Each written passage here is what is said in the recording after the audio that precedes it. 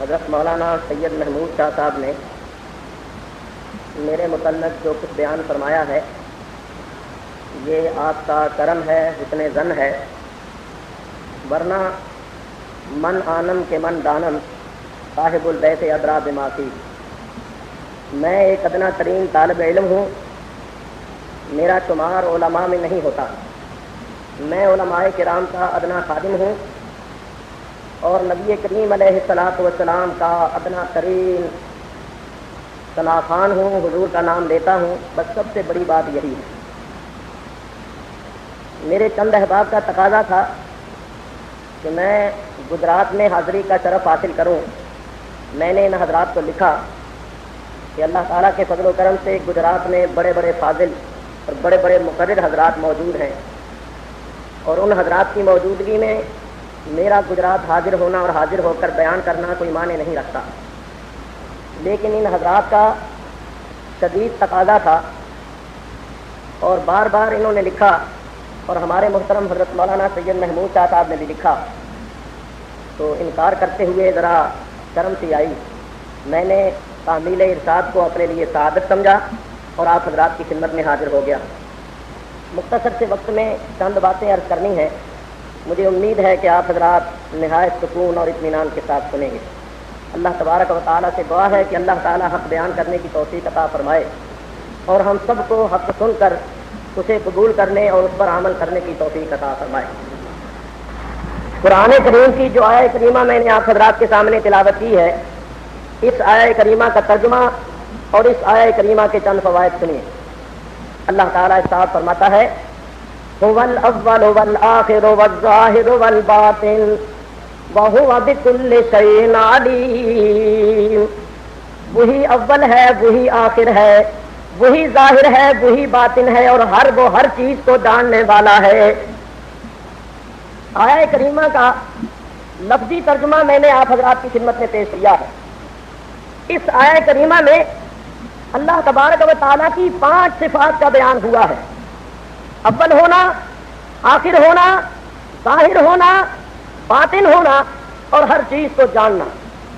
اور ہمارا اہل سنت و جماعت کا یہ عقیدہ ہے، یہ مذہب ہے کہ اللہ تبارک و تعالیٰ اپنی ذات میں اور اپنی صفات میں، اپنے افعال میں اور اپنے اسماء میں لا شریک ہے، کوئی اس کا شریک نہیں۔ جو شخص اللہ تعالیٰ کی ذات میں یا اللہ کی صفتوں میں یا اللہ کے کاموں میں یا اللہ کے ناموں میں کسی کو شریک کرتا ہے اور اللہ کے برابر سمجھتا ہے، ہمارے نزدیک وہ مشرک ہے، اور ہمارا یہ بھی عقیدہ ہے کہ مشرک کی نجات نہیں ہوگی۔ اللہ تعالیٰ ارشاد فرماتا ہے ان اللہ لا یغفر ان یشرک بہ ویغفر ما دون ذلک لمن یشاء۔ اللہ تبارک و تعالی شرک کرنے والے مشرک کو نہیں بخشے گا، مشرک کے سوا جس کو چاہے گا بخش دے گا۔ اور ہم یہ بھی جانتے ہیں کہ شرک بہت بڑا ظلم ہے۔ قرآن پاک میں ارشاد ہوا ان الشرک لظلم عظیم، شرک بہت بڑا ظلم ہے۔ اور یہ یاد رکھیے کہ اللہ تبارک و تعالیٰ اپنی ذات میں، اپنی صفات میں، اپنے افعال میں اور اپنے اسماء میں لا شریک ہے، کوئی اس کا شریک نہیں، اور وہی لائق عبادت ہے، اس کے سوا کوئی اور ذات عبادت کے لائق نہیں۔ اسلام کی بنیادی تعلیم یہی ہے، ہم کہتے ہیں لا الہ الا اللہ، اللہ کے سوا کوئی عبادت کے لائق نہیں۔ جب آپ حضرات نے یہ سن لیا تو میں مناسب سمجھتا ہوں کہ تلاوت کردہ آیہ کریمہ کا ترجمہ کرنے سے پہلے اور اس کے فوائد بیان کرنے سے پہلے چند آیات اور بھی آپ حضرات کی خدمت میں پیش کر دوں، تاکہ آپ حضرات کے ذہن میں یہ شرک وغیرہ کا شبہ نہ گزرے۔ سنو میاں، اللہ تعالیٰ قرآن پاک میں ارشاد فرماتا ہے ان اللہ بالناس لرؤوف الرحیم۔ بے شک اللہ تعالیٰ لوگوں پر رؤوف بھی ہے اور رحیم بھی ہے، یعنی بڑا شفقت کرنے والا ہے، بڑا مہربان ہے۔ وَكَانَ بِالْمُؤْمِنِينَ رَحِيمًا، وہ اللہ مومنوں پر بڑا مہربان ہے۔ ان دونوں آیتوں سے ثابت ہوا کہ اللہ تبارک و تعالیٰ رؤوف بھی ہے اور اللہ تعالیٰ رحیم بھی ہے۔ اب ذرا دوسری آیہ کریمہ سنیں۔ اللہ تعالیٰ ارشاد فرماتا ہے لقد جاءکم رسول من انفسکم عزیز علیہ ما عنتم حریص علیکم بالمؤمنین رؤوف الرحیم۔ بے شک آ گیا تمہارے پاس بڑی شان والا رسول، تمہارے ہی نفسوں میں سے وہ رسول ایسا ہے کہ اگر مصیبت تم پر آ جائے تو بے قرار وہ ہو جاتا ہے. تمہارا مشقت میں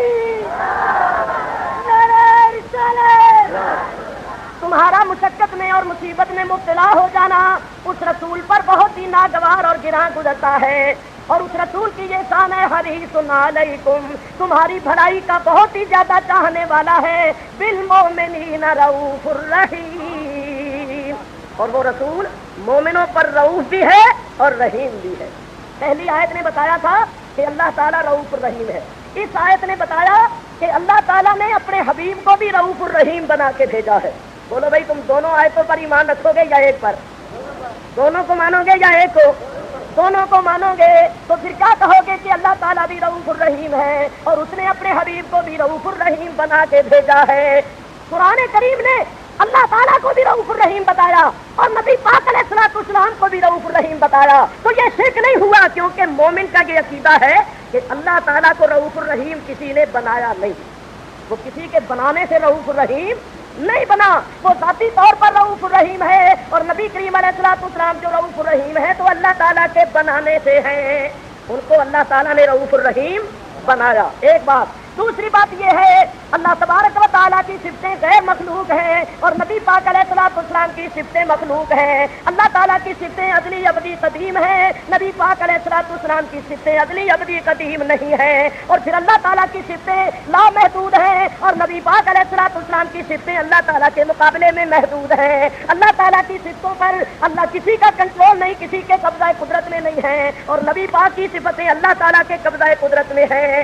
اتنے فرقوں کے ہوتے ہوئے کسی کے دل میں برابری کا وہم نہیں آئے گا، اور جب برابری نہیں ہوگی تو شرک بھی نہیں ہوگا، کیونکہ شرک کی بنیاد برابری پر ہے. تو میں یہ کہہ رہا ہوں کہ قرآن نے اللہ کو بھی رؤوف الرحیم بتایا، نبی پاک کو بھی رؤوف الرحیم بتایا. تو یہ لفظی اشتراک تو ہے، حقیقی اشتراک نہیں ہے. سمجھ گئے؟ تو ہم قرآن پر ایمان رکھتے ہوئے یہ کہیں گے کہ اللہ بھی رؤوف الرحیم ہے اور اللہ کا حبیب بھی رؤوف الرحیم. چلیے صاحب آگے چلیے. میرے بزرگوں اور دوستوں سنو، اللہ تعالیٰ ارشاد فرماتا ہے اللہ ولی الذین آمنوا، اللہ مددگار ہے ایمان والوں کا. وہ کیا کرتا ہے؟ یخرجہم من الظلمات الی النور، وہ ایمان والوں کو ظلمتوں سے نکال کر نور کی طرف لاتا ہے. یہ یخرجو فعل ہے اور اس کا فاعل ہے اللہ تعالیٰ.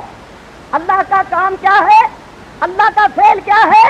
کہ وہ ایمان والوں کو ظلمتوں سے نکال کر نور کی طرف لاتا ہے. اس آیت نے بتایا کہ ظلمتوں سے نکال کر نور کی طرف لانا یہ اللہ کا کام ہے. ٹھیک ہے یا نہیں؟ اب ذرا دوسری آیت پڑھو. اللہ تعالیٰ ارشاد فرماتا ہے کتاب انزلناہ الیک لتخرج الناس من الظلمات الی النور. اللہ فرماتا ہے حبیب یہ کتاب ہے جو ہم نے تمہاری طرف نازل کی ہے، لتخرج الناس من الظلمات الی النور، تاکہ تم لوگوں کو ظلمتوں سے نکال کر نور کی طرف لاؤ.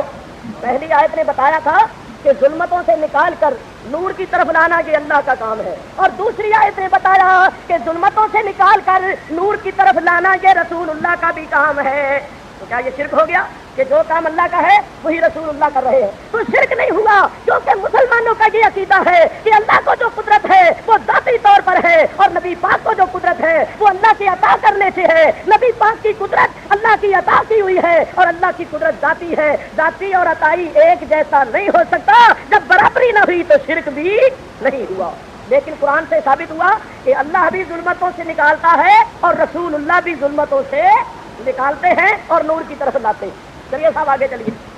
چاند آئے تھے اور بھی سن لیجیے. سنو میاں ذرا غور کرو. اللہ اللہ اللہ تعالیٰ ارشاد فرماتا ہے واللہ یہدی من یشاء الی صراط مستقیم. واللہ یہدی، اور اللہ تعالیٰ ہدایت دیتا ہے من یشاء، جس کو چاہتا ہے، الی صراط مستقیم، سیدھے راستے کی. اس آیت نے بتایا کہ اللہ تبارک و تعالی سیدھی راہ پر جس کو چاہتا ہے چلاتا ہے، جس کو چاہتا ہے سیدھی راہ کی ہدایت دیتا ہے. اس آیت سے معلوم ہوا کہ ہادی صراط مستقیم اللہ ہے، اللہ تعالیٰ. اب ذرا دوسری آیت پڑھو. اللہ تعالیٰ ارشاد فرماتا ہے انک لتہدی الی صراط مستقیم، بے شک اے حبیب تم بھی سیدھے راستے کی ہدایت کرتے ہو۔ اللہ تعالیٰ نے پہلے انا حرف تحقیق فرمایا اور تحقیق پر لام بھی تاکید کا فرمایا کہ اے محبوب اس میں شک شبہ ہے ہی نہیں کہ تم ضرور سیدھی راہ کی ہدایت کرتے ہو۔ ایک آیت نے بتایا کہ اللہ ہادی ہے، دوسری آیت نے بتایا کہ سرکار دو عالم بھی ہادی ہے، جو کام اللہ کا ہے وہی رسول اللہ کر رہے ہیں، مگر ہمارا عقیدہ یہ ہے کہ اللہ کو قدرت ذاتی طور پر ہے، مصطفیٰ کو قدرت عطائی طور پر۔ چند آیتیں پیش کرتا ہوا پھر اپنے مضمون کو شروع کروں گا۔ اور سنو میاں، سنو ذرا غور کے ساتھ سنو، بولو جان کون نکالتا ہے؟ اللہ، سبحان اللہ۔ گجرات والے کہتے ہیں اللہ۔ اللہ تعالیٰ ارشاد فرماتا ہے اللہ یتوفی الانفس حین موتها، اللہ یتوفی الانفس حین موتها، اللہ ہی جانوں کو نکالتا ہے ان کی موت کے وقت۔ اس آیت نے بتایا کہ موت کے وقت روحوں کو قبض کرنا، جانوں کو نکالنا یہ اللہ کا کام ہے۔ یہ قرآن کی آیت ہے، لیکن ایک قرآن کی دوسری آیت بھی پڑھو۔ اللہ تعالیٰ ارشاد فرماتا ہے قل یتوفاکم ملک الموت الذی وکل بکم، اے حبیب آپ اعلان فرما دیجئے کہ اے لوگوں تمہاری جان موت کا فرشتہ نکالتا ہے جو تم پر مقرر کیا گیا ہے۔ ایک آیت نے بتایا کہ اللہ جان نکالتا ہے، دوسری آیت بتا رہی ہے کہ ملک الموت جان نکالتے ہیں۔ بولو بھائی کون جان نکالتا ہے؟ اگر تم کہو اللہ تو وہ میں ملک الموت والی آیت پڑھ دوں گا، اور اگر تم کہو ملک الموت تو وہ اللہ والی آیت پڑھ دوں گا۔ تمہیں چکر میں ڈالنا کوئی مشکل بات نہیں، تمہیں چکر میں ڈالنا کوئی مشکل بات نہیں ہے۔ چنانچہ آپ حضرات سنتے ہیں نا، ایک کس طرح ڈالا جاتا ہے، ایک مولوی آ گیا، اس نے وہ آیتیں پڑھ دی جن آیتوں میں اللہ تعالیٰ کی شان کا تذکرہ ہے، اور ایک آ گیا جس نے وہ آیتیں پڑھی جن آیتوں میں نبی پاک علیہ الصلوۃ والسلام کی شان کا تذکرہ ہے۔ تو سننے والے آپس میں ملے، ایک نے کہا ہمارے مولوی نے آیتیں پڑھ پڑھ کے اللہ تعالیٰ کی قدرتیں بیان کی، دوسرے نے کہا ہمارے مولوی صاحب نے آیتیں پڑھ پڑھ کے نبی پاک علیہ الصلوۃ والسلام کی قدرتیں کمالات بیان کیے۔ ویسا غلط ہے، قرآن تو کہتا ہے اللہ کی قدرتیں ہیں، وہ کہتا ہے نہیں، قرآن کہتا ہے نبی پاک کی بھی قدرتیں ہیں۔ اللہ اللہ سنو، آپس میں ان کا اختلاف ہو گیا، وہ کہتا ہے اللہ کی شان ہے، وہ کہتا ہے نہیں نبی پاک کی بھی شان ہے۔ میں دونوں رخ آپ کو دکھا رہا ہوں، اللہ کی شان کی آیتیں بھی پڑھ رہا ہوں، مصطفیٰ کی شان کی آیتیں بھی پڑھ رہا ہوں، اور یہ بتا رہا ہوں اللہ کی شان بھی حق ہے، نبی پاک کی شان بھی حق ہے۔ نبی پاک کو بھی جو قدرتیں اور کمالات دیے ہیں وہ اللہ نے دیے ہیں، اور یاد رکھنا وہ اللہ کے غیر نہیں بلکہ نبی پاک کے کمالات بھی اللہ کے کمالات۔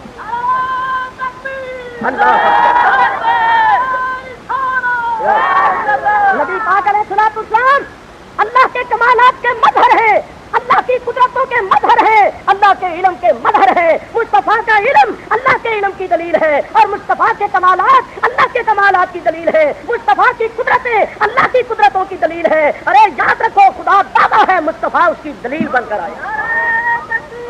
اللہ اکبر۔ تو میرے بزرگوں اور دوستوں، حقیقی طور پر جان نکالنے کی قدرت و طاقت اللہ تعالیٰ کو ہے۔ ملک الموت کو جو قدرت ہے وہ اللہ تعالیٰ نے عطا فرمائی ہے، تو عطائی طور پر ہم ملک الموت کو بھی قدرت مانتے ہیں۔ یہ جو چند آیتیں میں نے پڑھی ہیں ان پر آپ قیاس کر سکتے ہیں۔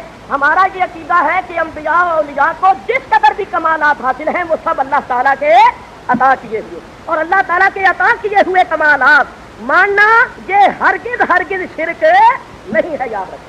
چنانچہ جب آپ نے یہ سن لیا، اب میں اس آیہ کریمہ کی طرف رجوع کرتا ہوں، کیونکہ وقت ہے تھوڑا اور میں نے آپ حضرات کے سامنے چند چیزیں پیش کرنی ہے۔ اللہ تعالیٰ ارشاد فرماتا ہے هو الاول والآخر والظاہر والباطن، وہی اول ہے، وہی آخر ہے، وہی ظاہر ہے، وہی باطن ہے، وَهُوَ بِكُلِّ شَيْءٍ عَلِيمٌ، اور وہ ہر چیز کو جانتا ہے۔ اول ہونا، آخر ہونا، ظاہر ہونا، باطن ہونا اور ہر چیز کو جاننا، یہ میرے رب کی صفتیں ہیں۔ لیکن میں آپ کو ایک بات بتاؤں میرے بزرگوں اور دوستوں، شیخ محقق حضرت مولانا شاہ عبدالحق محدث دہلوی رحمۃ اللہ تعالی علیہ نے مدارج النبوت شریف کے اندر، اور علامہ قسطلانی نے مواہب اللدنیہ کے اندر، علامہ زرقانی نے مواہب اللدنیہ کی شرح کے اندر اس کو بیان فرمایا۔ کیا فرمایا؟ وہ فرماتے ہیں کہ جس طرح یہ آیہ کریمہ حمد خدا ہے اسی طرح نعت مصطفیٰ بھی ہے، نعت مصطفیٰ بھی ہے صلی اللہ تعالی علیہ وسلم۔ اس میں اللہ تبارک و تعالیٰ کی حمد بھی ہے، اللہ تبارک و تعالیٰ کی صفات کا ذکر بھی ہے، اور نبی پاک علیہ الصلوۃ والسلام کی صفات کا ذکر بھی ہے، سرکار کی نعت بھی ہے۔ وہ کیسے کہ سرکار کو بھی اللہ نے یہ درجہ، یہ مرتبہ، یہ شان بخشا ہے کہ آپ اول بھی ہیں، آخر بھی ہیں، ظاہر بھی ہیں، باطن بھی ہیں، اور رب کی عطا سے ہر چیز کو جانتے بھی ہیں۔ اب میں ان دونوں کے متعلق کچھ عرض کرتا ہوں۔ شاہ صاحب کھودرے والے کھلوتے نے اس رضاکار کی جات میں انہوں نام لیا، انہیں تیز کے رستہ دے دیں، معزز مہمان نے کھڑے ہیں، انہوں نے رستہ دے دو رجے دستی بڑے آرام نہ روسی پڑھی ایک مرتبہ اللہ اول ہے، اللہ تعالیٰ اول ہے، اور وہ کیسا اول ہے؟ اول حقیقی، اول حقیقی۔ اور ہم آپ فرماتے ہیں اول بلا ابتداء، وہ ایسا اول ہے جس کی کوئی ابتدا ہی نہیں، وآخر بلا انتہاء، اور وہ آخر ہے جس کی کوئی انتہا ہی نہیں۔ وہ اول بھی ہے اور آخر بھی ہے، اول ہے بغیر ابتدا کے اور آخر ہے بغیر انتہا کے، وہ اول حقیقی ہے، آخر حقیقی ہے۔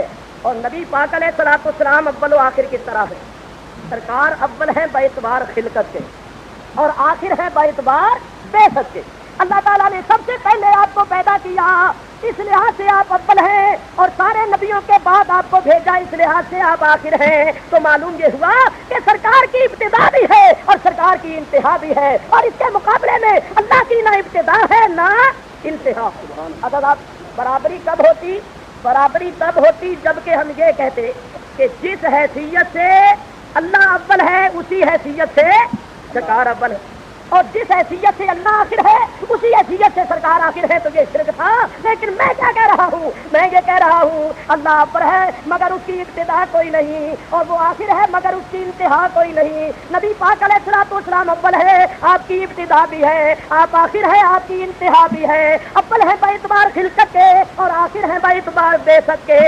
تو اللہ بھی اول و آخر، سرکار بھی اول و آخر، مگر اللہ اور شان سے اول و آخر ہے، نبی پاک علیہ الصلوۃ والسلام اور شان سے اول و آخر ہے۔ شرک تب ہوتا جبکہ ہم دونوں کے اندر کسی قسم کا کوئی فرق نہ کریں۔ سناتے آئیے اس کے متعلق میں عرض کرتا ہوں۔ سنو بھائی، جبریل امین حضور علیہ الصلوۃ والسلام کی بارگاہ میں حاضر ہوئے اور حاضر ہو کر سلام عرض کیا۔ کس طرح عرض کیا؟ السلام علیکہ یا اولو، السلام علیکہ یا آخرو۔ جبریل امین ان الفاظ کے ساتھ سلام عرض کرتے ہیں۔ حضور علیہ الصلوۃ والسلام فرماتے ہیں جبریل اول آخر ہونا یہ تو میرے رب کی صفتیں ہیں۔ جبریل نے کہا یا رسول اللہ جس رب کی یہ صفتیں ہیں اسی نے مجھے حکم دیا کہ میرے محبوب کو ان الفاظ کے ساتھ جا کر سلام کرو، اسی رب نے مجھے حکم دیا ہے۔ تو اللہ تعالیٰ نے بھی آپ کو اول کہا، آخر کہا، اور میں آپ کو بتاؤں کہ خود نبی پاک علیہ الصلوۃ والسلام نے بھی اپنے آپ کو اول و آخر کہا۔ خطبہ پڑھ کے دیکھو معراج کا جو مسجد اقصی میں آپ نے پڑھا، سارے نبیوں کے بعد کھڑے ہو کر آپ نے کہا سب تعریف اس اللہ کے لیے ہے جس نے مجھے اول بھی بنایا آخر بھی بنایا۔ نہیں تو آئیے ایک حدیث بات اور بھی پیش کرو۔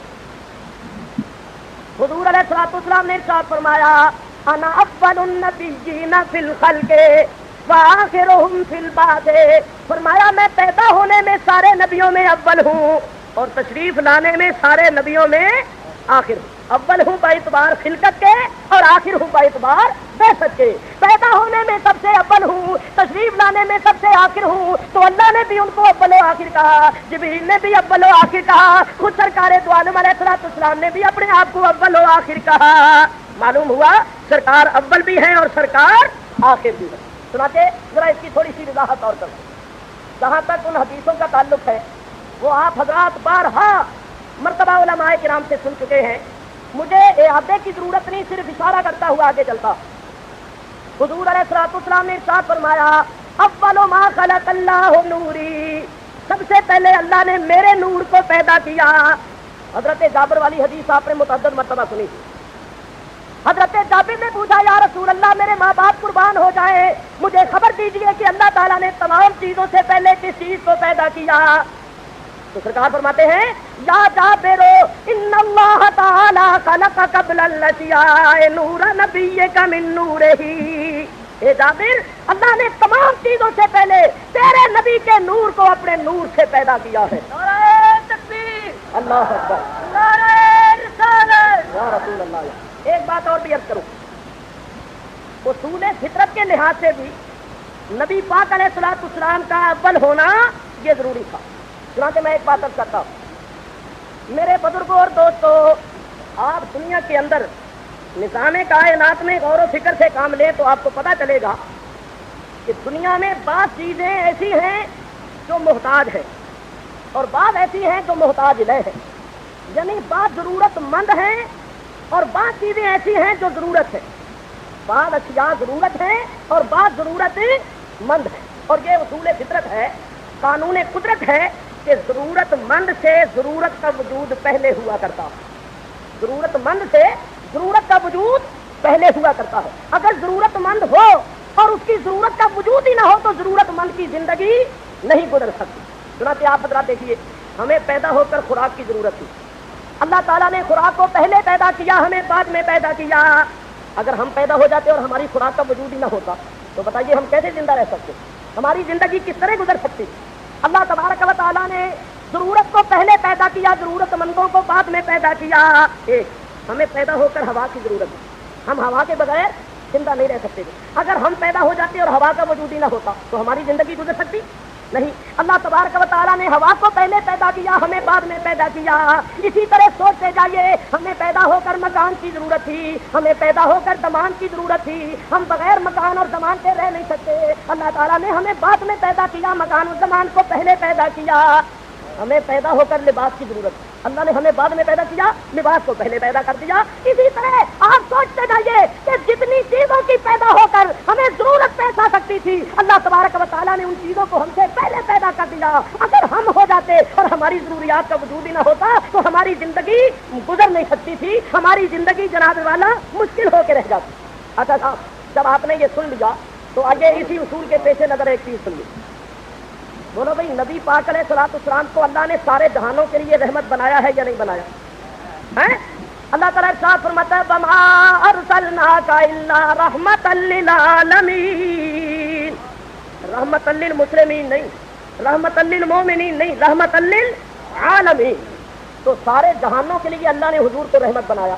और रहमत की जरूरत हुआ करती है, रहमत की जरूरत हुआ करती है। किसको जरूरत होती है? रहमत की जरूरत किसको होती है? उसको जिसके लिए वो रहमत हो। तो अल्लाह ताला ने जब नबी करीम को सारे जहानों के लिए रहमत बनाया तो मालूम हुआ कि सारे जहानों को रहमत की जरूरत थी, सारे जहानों को रहमत की जरूरत थी। अल्लाह ने अपने हबीब को रहमत बना के सारे जहानों की जरूरत को पूरा कर दिया। मेरी इस गुफ्तगू से साबित हुआ कि सारा जहान जरूरतमंद है और सारे जहानों की जरूरत है मोहम्मद मुस्तफा सल्लल्लाहु ताला अलैहि वसल्लम। और ये आप सुन चुके हैं कि जरूरत जरूरतमंद से पहले हुआ करती, जरूरत का वजूद जरूरतमंद से पहले हुआ करता है। सारा जहान जरूरतमंद है और नबी पाक अलैहिस्सलाम सारे जहान की जरूरत है। लिहाजा जरूरी था कि इस जरूरत का वजूद जरूरतमंदों से पहले होता। क्योंकि जरूरत का वजूद जरूरतमंद से पहले हुआ करता है तो सारा जहान जरूरतमंद है, तमाम आलमीन जरूरतमंद है और सारे आलमों की जरूरत बनाया अल्लाह ताला ने मुस्तफा को। लिहाजा जरूरी था कि मुस्तफा आलमीन से पहले हो। इसी बात से अल्लाह ताला ने हुजूर की जात अक़दस को तमाम आलमीन से पहले पैदा फरमाया। अच्छा साहब, इस लिहाज से भी आप अव्वल हुए। लेकिन एक बात यहाँ और भी अर्ज करूँ, जरा तवज्जो से और अपने ज़हनों पर जरा जोर देकर इसको सोचिएगा।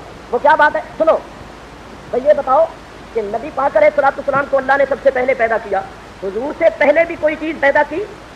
बोलो नहीं। हुजूर अलैहिस्सलाम से पहले अल्लाह ने किसी चीज को पैदा नहीं किया। अगर हुजूर से पहले भी अल्लाह किसी चीज को पैदा करता तो आप फिर अव्वलुल मखलूकात नहीं रहते। सबसे पहले अल्लाह ने हुजूर की जात अक़दस को पैदा किया। और हुजूर से पहले ना जमीन थी, ना आसमान थे, ना हवाएं थी, ना फिजाएं थी, ना माँ बाप थे, ना जमाना था, ना मकान था, ना खुराक थी, ना लिबास था, ना माँ बाप थे, कोई चीज भी नहीं थी। एक अल्लाह था और अल्लाह ने सबसे पहले अपने हबीब को पैदा किया। हबीब से पहले किसी चीज को पैदा नहीं किया। साबित हुआ कि मुस्तफा किसी चीज के मोहताज ही नहीं। मुस्तफा को किसी चीज की जरूरत नहीं, आप किसी चीज के जरूरतमंद नहीं। अगर आपको भी किसी चीज की जरूरत होती तो वो आपसे पहले होती, क्योंकि जरूरत का वजूद जरूरतमंद से पहले हुआ करता है। और जब मुस्तफा से पहले सिवाय खुदा के कुछ नहीं था तो नतीजा सामने आ गया कि मुस्तफा खुदा के मोहताज है, खुदाई मुस्तफा की मोहताज। अल्लाह हुजूर अलैहिस्सलाम से पहले किसी चीज का वजूद नहीं था। क्यों कि सरकार तो आलम अलैहिस्सलाम किसी चीज के मोहताज ही नहीं थे। अगर सरकार जरूरतमंद होते, मोहताज होते, तो वो चीज सरकार से पहले होती, क्योंकि जरूरत का वजूद जरूरतमंद से पहले हुआ करता है। बल्कि अल्लाह ने सबसे पहले मुस्तफा को पैदा करके ये साबित कर दिया कि दुनिया वालों, इस कायनात में मेरा हबीब किसी चीज का मोहताज नहीं और तुम सब मेरे हबीब के मोहताज हो। मुस्तफा मोहताज है अल्लाह के और खुदाई मोहताज है मुस्तफा। एक बात यहाँ और करूँ, मुझे आप कहेंगे साहब अगर हुजूर मोहताज नहीं थे, हुजूर को अगर जरूरत नहीं थी तो खाते पीते क्यों थे, पहनते क्यों थे, मकान में क्यों रहे, जमान में क्यों रहे, बीवी बच्चे क्यों किए? तो मैं आपको बताऊं कि बिलाशुबा सब कुछ नबी पाक ने किया, मगर कसम खुदा की मोहताज होके नहीं किया। हुजूर ने खाना खाया मगर खाने के मोहताज नहीं थे, मकान में रहे मगर मकान के मोहताज नहीं थे, जमान में रहे मगर जमान के मोहताज नहीं थे, लिबास पहना मगर लिबास का मोहताज होके नहीं पहना, बीवी बच्चे किए बीवी बच्चों के मोहताज नहीं थे। ये सब कुछ किया मेरी तुम्हारी तालीम के वास्ते, और साथ साथ ये भी जलवा दिखा दिया कि मैं इनके बगैर भी रह सकता हूँ, क्योंकि मैं इनका मोहताज नहीं। सुनाते आगे मार करता। बोलो भाई, मेराज की रात वो जमीन से आसमान पर गए या नहीं गए? तो उन्होंने आसमान पर जाकर ये साबित कर दिया कि जमीन न हो तो मैं रह सकता हूँ। उन्होंने जमीन से आसमान पर जाकर ये बता दिया कि तुम जमीन के बगैर नहीं रह सकते, मैं जमीन के बगैर रह सकता हूँ। और पहले आसमान से दूसरे पर चले गए और ये बता दिया कि पहला न हो तो मैं रह सकता हूँ, तीसरे पर जाकर बता दिया दूसरा न हो तो मैं रह सकता हूँ, सातवें पर जाकर ये बता दिया कि 6 आसमान न हो तो मैं रह सकता हूँ, अर्श पर जाकर बता दिया 7वां आसमान न हो तो मैं रह सकता हूँ, और मकान से ना मकान में जाकर बता दिया कि मकान न हो तो मैं रह सकता हूँ। अल्लाह अकबर। वो मेराज की रात ना, वो मेराज की रात ना मकान में गए ना मकान में जाकर बता दिया कि मकान ना हो तो मैं रह सकता हूँ, क्योंकि मैं मकान और जमान का मोहताज नहीं। आला हजरत इमाम अहले सुन्नत ने इस मकाम पर एक शेर फरमाया है, फरमाते हैं वही ला मकान के मकी हुए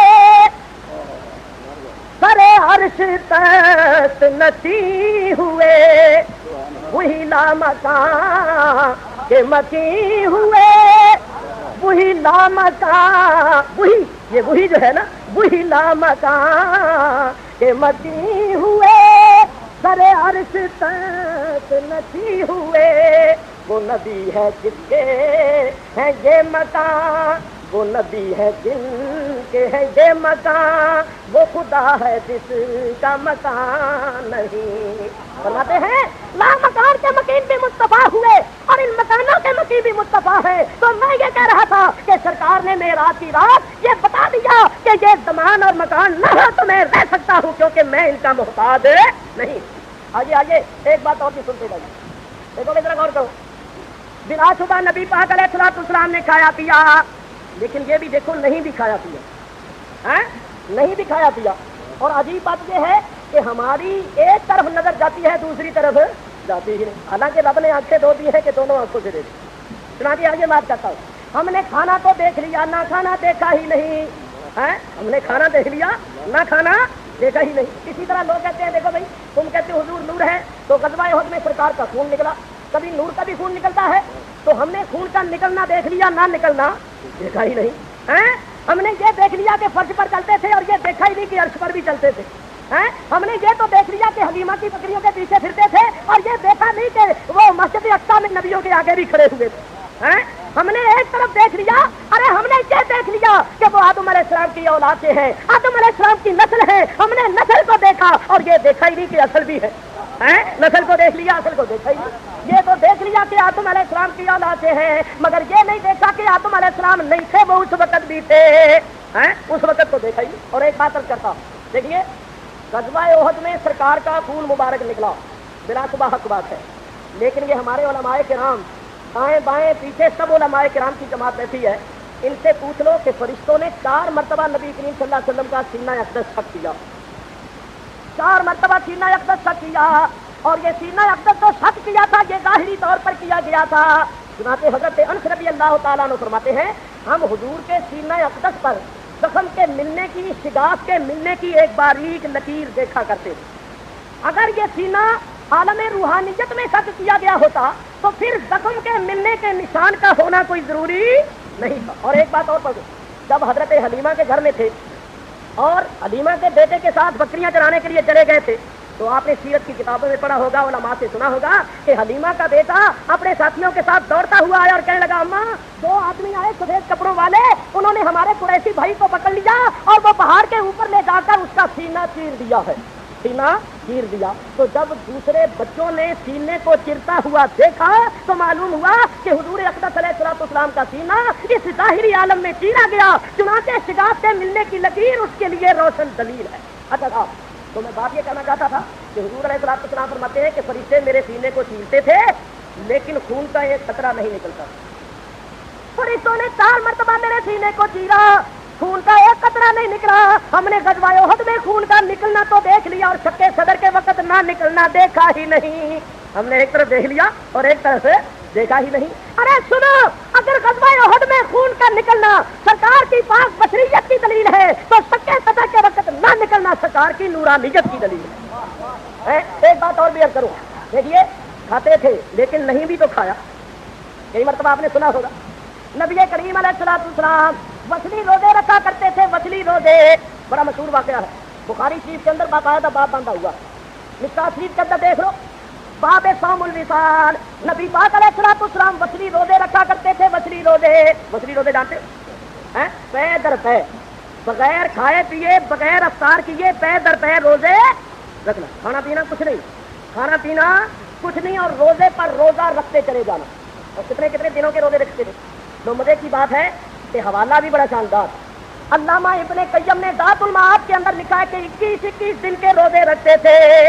21 دن برابر نہ کچھ کھانا نہ کچھ پینا۔ جب سرکار نے اس قسم کے روزے رکھے تو صحابہ کرام نے دیکھا اور انہوں نے خیال کیا کہ ہم پر حضور کی اتباع واجب اور لازم ہے تو ہمیں بھی رکھنے چاہیے۔ انہوں نے بھی رکھنے شروع کر دیے۔ جب انہوں نے رکھنے شروع کیے، ابھی 2 دن ہی گزرے تھے، تیسرا دن جو چڑھا تو سب کے سب پتلے پڑ گئے، کمزور پڑ گئے، چہروں پر کمزوری کے آثار نمایاں ہوئے، چہرے زرد اور پیلے ہو گئے، کسی سے اٹھا نہ جائے، کسی سے چلا نہ جائے۔ حضور علیہ الصلوۃ والسلام نے فرمایا بھائی تمہیں کیا ہو گیا؟ کہیں گے یا رسول اللہ ہم نے آپ کو دیکھا کہ آپ وصلی روزے رکھتے ہیں، ہم نے بھی رکھنے شروع کر دیے۔ فرمایا تم وصلی روزے نہ رکھو۔ جب حضور نے انہیں منع فرمایا کہ تم وصلی روزے نہ رکھو تو حضور علیہ الصلوۃ والسلام کے منع کرنے پر صحابہ کہتے ہیں یا رسول اللہ آپ رکھتے ہیں، حضور آپ تو رکھتے ہیں اور ہمیں منع فرماتے ہیں، حضور خود تو رکھتے ہیں۔ حضور علیہ الصلوۃ والسلام نے یہ سن کر فرمایا لست مثلکم، میں تمہاری مثل نہیں، میں تمہاری مثل نہیں ہوں۔ یہ بھی سوچنے کی بات ہے، کافروں کو تو کہتے ہیں انا بشر مثلکم اور صحابہ کرام کو کہتے ہیں لست مثلکم، میں تمہاری مثل نہیں ہوں۔ میاں ذرا سوچ اور غور کر کے بات کیا ہے، بات کیا؟ یہ تو قابل غور بات تھی۔ حضور فرماتے ہیں صحابہ کو لست مثلکم، میں تمہاری مثل نہیں، بلکہ فرمایا ایکم مثلی، کون ہے تم میں میری مثل؟ وہاں صدیق اکبر بھی بیٹھے تھے، عمر فاروق بھی بیٹھے تھے، عثمان غنی بھی بیٹھے تھے، علی مرتضیٰ بیٹھے تھے، اشرا مبشرہ میں تھے، جلیل القدر صحابہ بیٹھے ہوئے تھے۔ حضور اعلان فرما رہے ایکم مثلی، کون ہے تم میں میری مثل؟ کوئی نہیں بولا۔ بھائی کوئی بولا؟ صدیق اکبر کہہ رہے تھے یا رسول اللہ میں آپ کی مثل ہوں، عمر فاروق کہتے میں آپ کی مثل ہوں، علی شیر خدا کہہ دیتے میں آپ کی مثل ہوں، آپ کی بھی 2 آنکھیں میری بھی 2 آنکھیں ہیں، آپ کے بھی 2 کان ہیں میرے بھی 2 کان ہیں، آپ کے منہ میں زبان ہے میرے منہ میں بھی زبان ہے، آپ کے دانت ہیں میرے بھی دانت ہیں، آپ کے ہونٹ ہیں میرے بھی ہونٹ ہیں، آپ کی ناک ہے میری بھی ناک ہے، اور آپ کے ہاتھ ہیں میرے بھی ہاتھ ہیں، آپ کے دونوں ہاتھوں کی انگلیاں 10 ہیں میری انگلیاں بھی 10 ہیں، میرے بھی 2 پاؤں ہیں، آپ بھی کھاتے پیتے ہیں میں بھی کھاتا پیتا ہوں، آپ بھی سوتے چلتے ہیں میں بھی سوتا چلتا ہوں، بیوی بچے آپ کے بھی ہیں میرے بھی ہیں، اور میں آپ کی مثل ہوں۔ لیکن صحابہ میں سے کوئی نہیں بولا۔ بھائی سارے کون؟ صحابہ میں سے حضور علیہ الصلوۃ والسلام اعلان فرما رہے ہیں ایکم مثلی، کون ہے تم میں میری مثل؟ صحابہ میں سے کوئی نہیں بولا۔ وہ بولتے کیسے؟ وہ جانتے تھے یہ تو وہ رسول ہے کہ چاہے تو انگلیوں سے چشمے جلا دے، یہ تو وہ رسول ہے، اللہ اکبر، یہ وہ ہے کہ اس کی انگلی اٹھ جائے تو آسمان پر چاند کے ٹکڑے ہو جائے، اس کی انگلی کا اشارہ ہو جائے تو ڈوبا ہوا سورج واپس آ جائے، یہ وہ رسول ہے کہ اس کا اشارہ ہو جائے تو گنگے کلام کرنے لگ جاتے ہیں، اندھے بینا ہو جاتے ہیں۔ وہ برابری کا دعویٰ کیسے کرتے؟ برابری کا دعویٰ تو آج ہم نے کرنا شروع کر دیا کیونکہ ہم نے ذات مصطفیٰ کے جلووں کو دیکھا نہیں، جنہوں نے دیکھا تھا وہ کیسے کر سکتے تھے؟ تو خیر سرکار نے فرمایا ایکم مثلی، کون ہے تم میں میری مثل؟ چلو اور کچھ نہیں تو کسی شادی کو چاہیے تھا وہ اور کچھ نہ کہتا، اٹھ کر قل انما انا بشر مثلکم نہیں پڑھ دیتا، یہ آیت تو ان کو یاد ہی ہوگی، کیا خیال ہے آپ کا؟ انہوں نے آیت یاد نہیں سی وہ آئے بھی اس کے پردے پہ، مگر معلوم یہ ہوا کہ انا بشر مثلکم کا جو مفہوم آج کل ہمارے ذہنوں میں ہے صحابہ اس سے بلند اور پاک تھے۔ اللہ اللہ خیر، میں یہ کر رہا تھا کہ سرکار دو عالم علیہ الصلوۃ والسلام نے فرمایا تم میری برابری نہ کرو کیونکہ تم میں کوئی میری مثل نہیں ہے۔ ابھی تو عند ربی یطعمنی ویسقینی، فرمایا میں تمہاری طرح اس ظاہری خورد و نوش کا محتاج نہیں ہوں، ضرورت مند نہیں ہوں، میرا رب مجھے کھلاتا اور پلاتا ہے، میں نور ہوں تو میری غذا بھی نوری ہے، میں تمہاری طرح اس ظاہری خورد و نوش کا محتاج نہیں۔ اچھا صاحب معلوم مصطفیٰ کے جلووں کو دیکھا نہیں، جنہوں نے دیکھا تھا وہ کیسے کر سکتے تھا؟ تو خیر سرکار نے فرمایا ایکم مثلی، کون ہے تم میں میری مثل؟ چلو اور کچھ نہیں تو کسی شادی کو چاہیے سب اور کچھ نہ کہتا اٹھ کر کل انما انا بشر مثلکم ہی پڑھ دیتے، یہ آیت تو ان کو یاد ہی ہوگی، کیا خیال ہے آپ کا؟ انہوں نے یہ آیت یاد نہیں تھی، وہ آیت ہی اٹھ کے پڑھ دیتے، مگر معلوم یہ ہوا کہ انا بشر مثلکم کا جو مفہوم آج کل ہمارے ذہنوں میں ہے صحابہ اس سے بلند اور پاک تھے۔ اللہ اللہ خیر، میں یہ کر رہا تھا کہ سرکار دو عالم علیہ الصلوۃ والسلام نے فرمایا تم میری برابری نہ کرو کیونکہ تم میں کوئی میری مثل نہیں ہے۔ ابھی تو عند ربی یطعمنی ویسقینی، فرمایا میں تمہاری طرح اس ظاہری خورد و نوش کا محتاج نہیں ہوں، ضرورت مند نہیں ہوں، میرا رب مجھے کھلاتا اور پلاتا ہے، میں نور ہوں تو میری غذا بھی نوری ہے، میں تمہاری طرح اس ظاہری خورد و نوش کا محتاج نہیں۔ اچھا صاحب معلوم ہوا کہ حضور کھاتے بھی تھے اور نہیں بھی کھاتے، نہیں بھی کھاتے تھے تو میں اس اپنے مضمون پر آ جاؤں۔ سنو، آپ کھاتے تھے مگر کھانے کے محتاج نہیں تھے، پہنتے تھے مگر پہننے کے محتاج نہیں تھے، بیوی بچے سلے مگر ان کے محتاج نہیں تھے، زمانہ مکان میں گئے مگر زمانہ مکان کے محتاج نہیں تھے۔ سن لو، مصطفیٰ اگر محتاج ہے تو صرف اللہ کا محتاج ہے، وہ اللہ کے محتاج ہے، ساری کائنات ان کی محتاج ہے۔ خیر بات یہ کر رہا تھا کہ اصول فطرت کے لحاظ سے بھی نبی کریم کا اول ہونا یہ ضروری تھا، کیونکہ آپ کو اللہ تعالیٰ نے سارے جہانوں کے لیے رحمت بنایا، تو نبی پاک علیہ الصلوۃ والسلام اول ہیں، اور یہ بات یاد رکھیے۔ چلیے میں مضمون کو آگے چلاؤں، جس طرح آپ اول ہیں آخر بھی ہیں۔ آخر کس لحاظ سے ہے؟ اللہ تعالیٰ کا فرماتا ہے وَلَٰكِن رَّسُولَ اللَّهِ وَخَاتَمَ النَّبِيِّينَ، لیکن وہ اللہ کے رسول ہیں اور ختم کرنے والے ہیں نبیوں کے۔ سرکار دو عالم علیہ الصلوۃ والسلام آخری نبی بن کر، خاتم الانبیاء بن کر تشریف لائے، اس لحاظ سے آپ آخر ہیں کہ آپ خاتم النبیین ہیں۔ لیکن ایک بات بہار کروں، سنو میاں، اول بھی آپ ہیں اور آخر بھی آپ ہیں۔ اعلیٰ حضرت امام اہل سنت اس مقام پر ایک شعر فرماتے ہیں مطلعے میرے رسالت ہے سراپا تیرا، مطلعے میرے رسالت ہے سراپا تیرا، اور مقطع ختم نبوت قد زیبا تیرا۔ اور مولانا حسن رضا خان صاحب اعلیٰ حضرت کے چھوٹے بھائی، وہ فرماتے ہیں اے نظم رسالت کے چمکتے ہوئے مقطع، اے نظم رسالت کے چمکتے ہوئے مقطع، تو نے ہی اسے مطلع انوار بنایا۔ تو نبی پاک علیہ الصلوۃ والسلام اول بھی ہیں آپ، آخر بھی ہیں، نبوت کے مطلع بھی آپ ہیں، نبوت کے مقطع بھی آپ ہیں، نبوت کی ابتدا بھی آپ ہیں، نبوت کی انتہا بھی آپ ہیں۔ آئیے اس کو ذرا آسان طریقے سے واضح کر کے آپ حضرات کی خدمت میں پیش کروں۔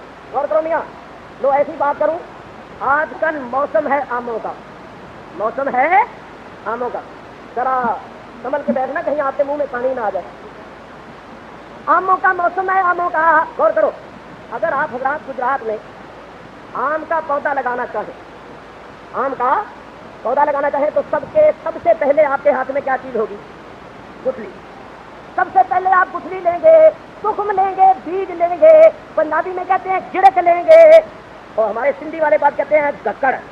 باہر صورت کچھ بھی آپ کے نزدیک اس کا نام ہو، گٹھلی رکھ لیجیے، گڑک رکھ لیجیے، گکڑ رکھ لیجیے، تخم رکھ لیجیے، بیج رکھ لیجیے۔ سب سے پہلے آپ اس گڑک کو لیں گے، گڑک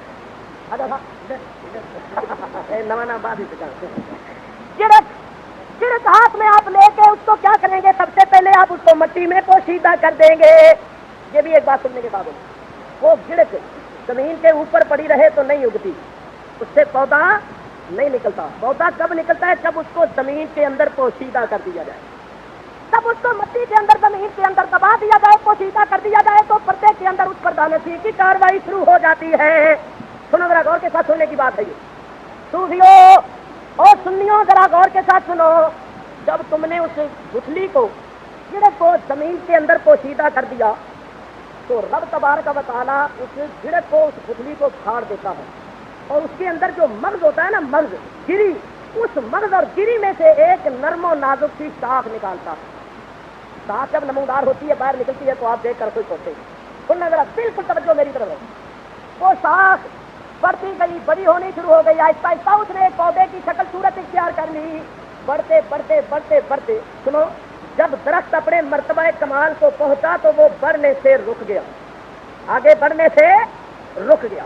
چنانچہ آپ حضرات جانتے ہیں کہ اللہ تبارک و تعالیٰ کی یہ قدرت ہے, اصول فطرت ہے کہ ہر وہ چیز جو جاری ہونے والی ہو, جو بڑھنے والی ہو, وہ ایک مقام پر آ کر رک جاتی ہے. اور کب رکتی ہے؟ جب وہ اپنے مرکز کو پا لیتی ہے. کب رکتی ہے؟ جب کہ وہ اپنے مرتبہ کمال کو پا لیتی ہے. مثلا دیکھیے, جب بچہ پیدا ہوتا ہے تو وہ بچہ تقریباً 1 فٹ لمبا ہوتا ہو, 1 فٹ لمبا, تو وہ 20 برس کی عمر میں ہو گیا 5.5 فٹ لمبا.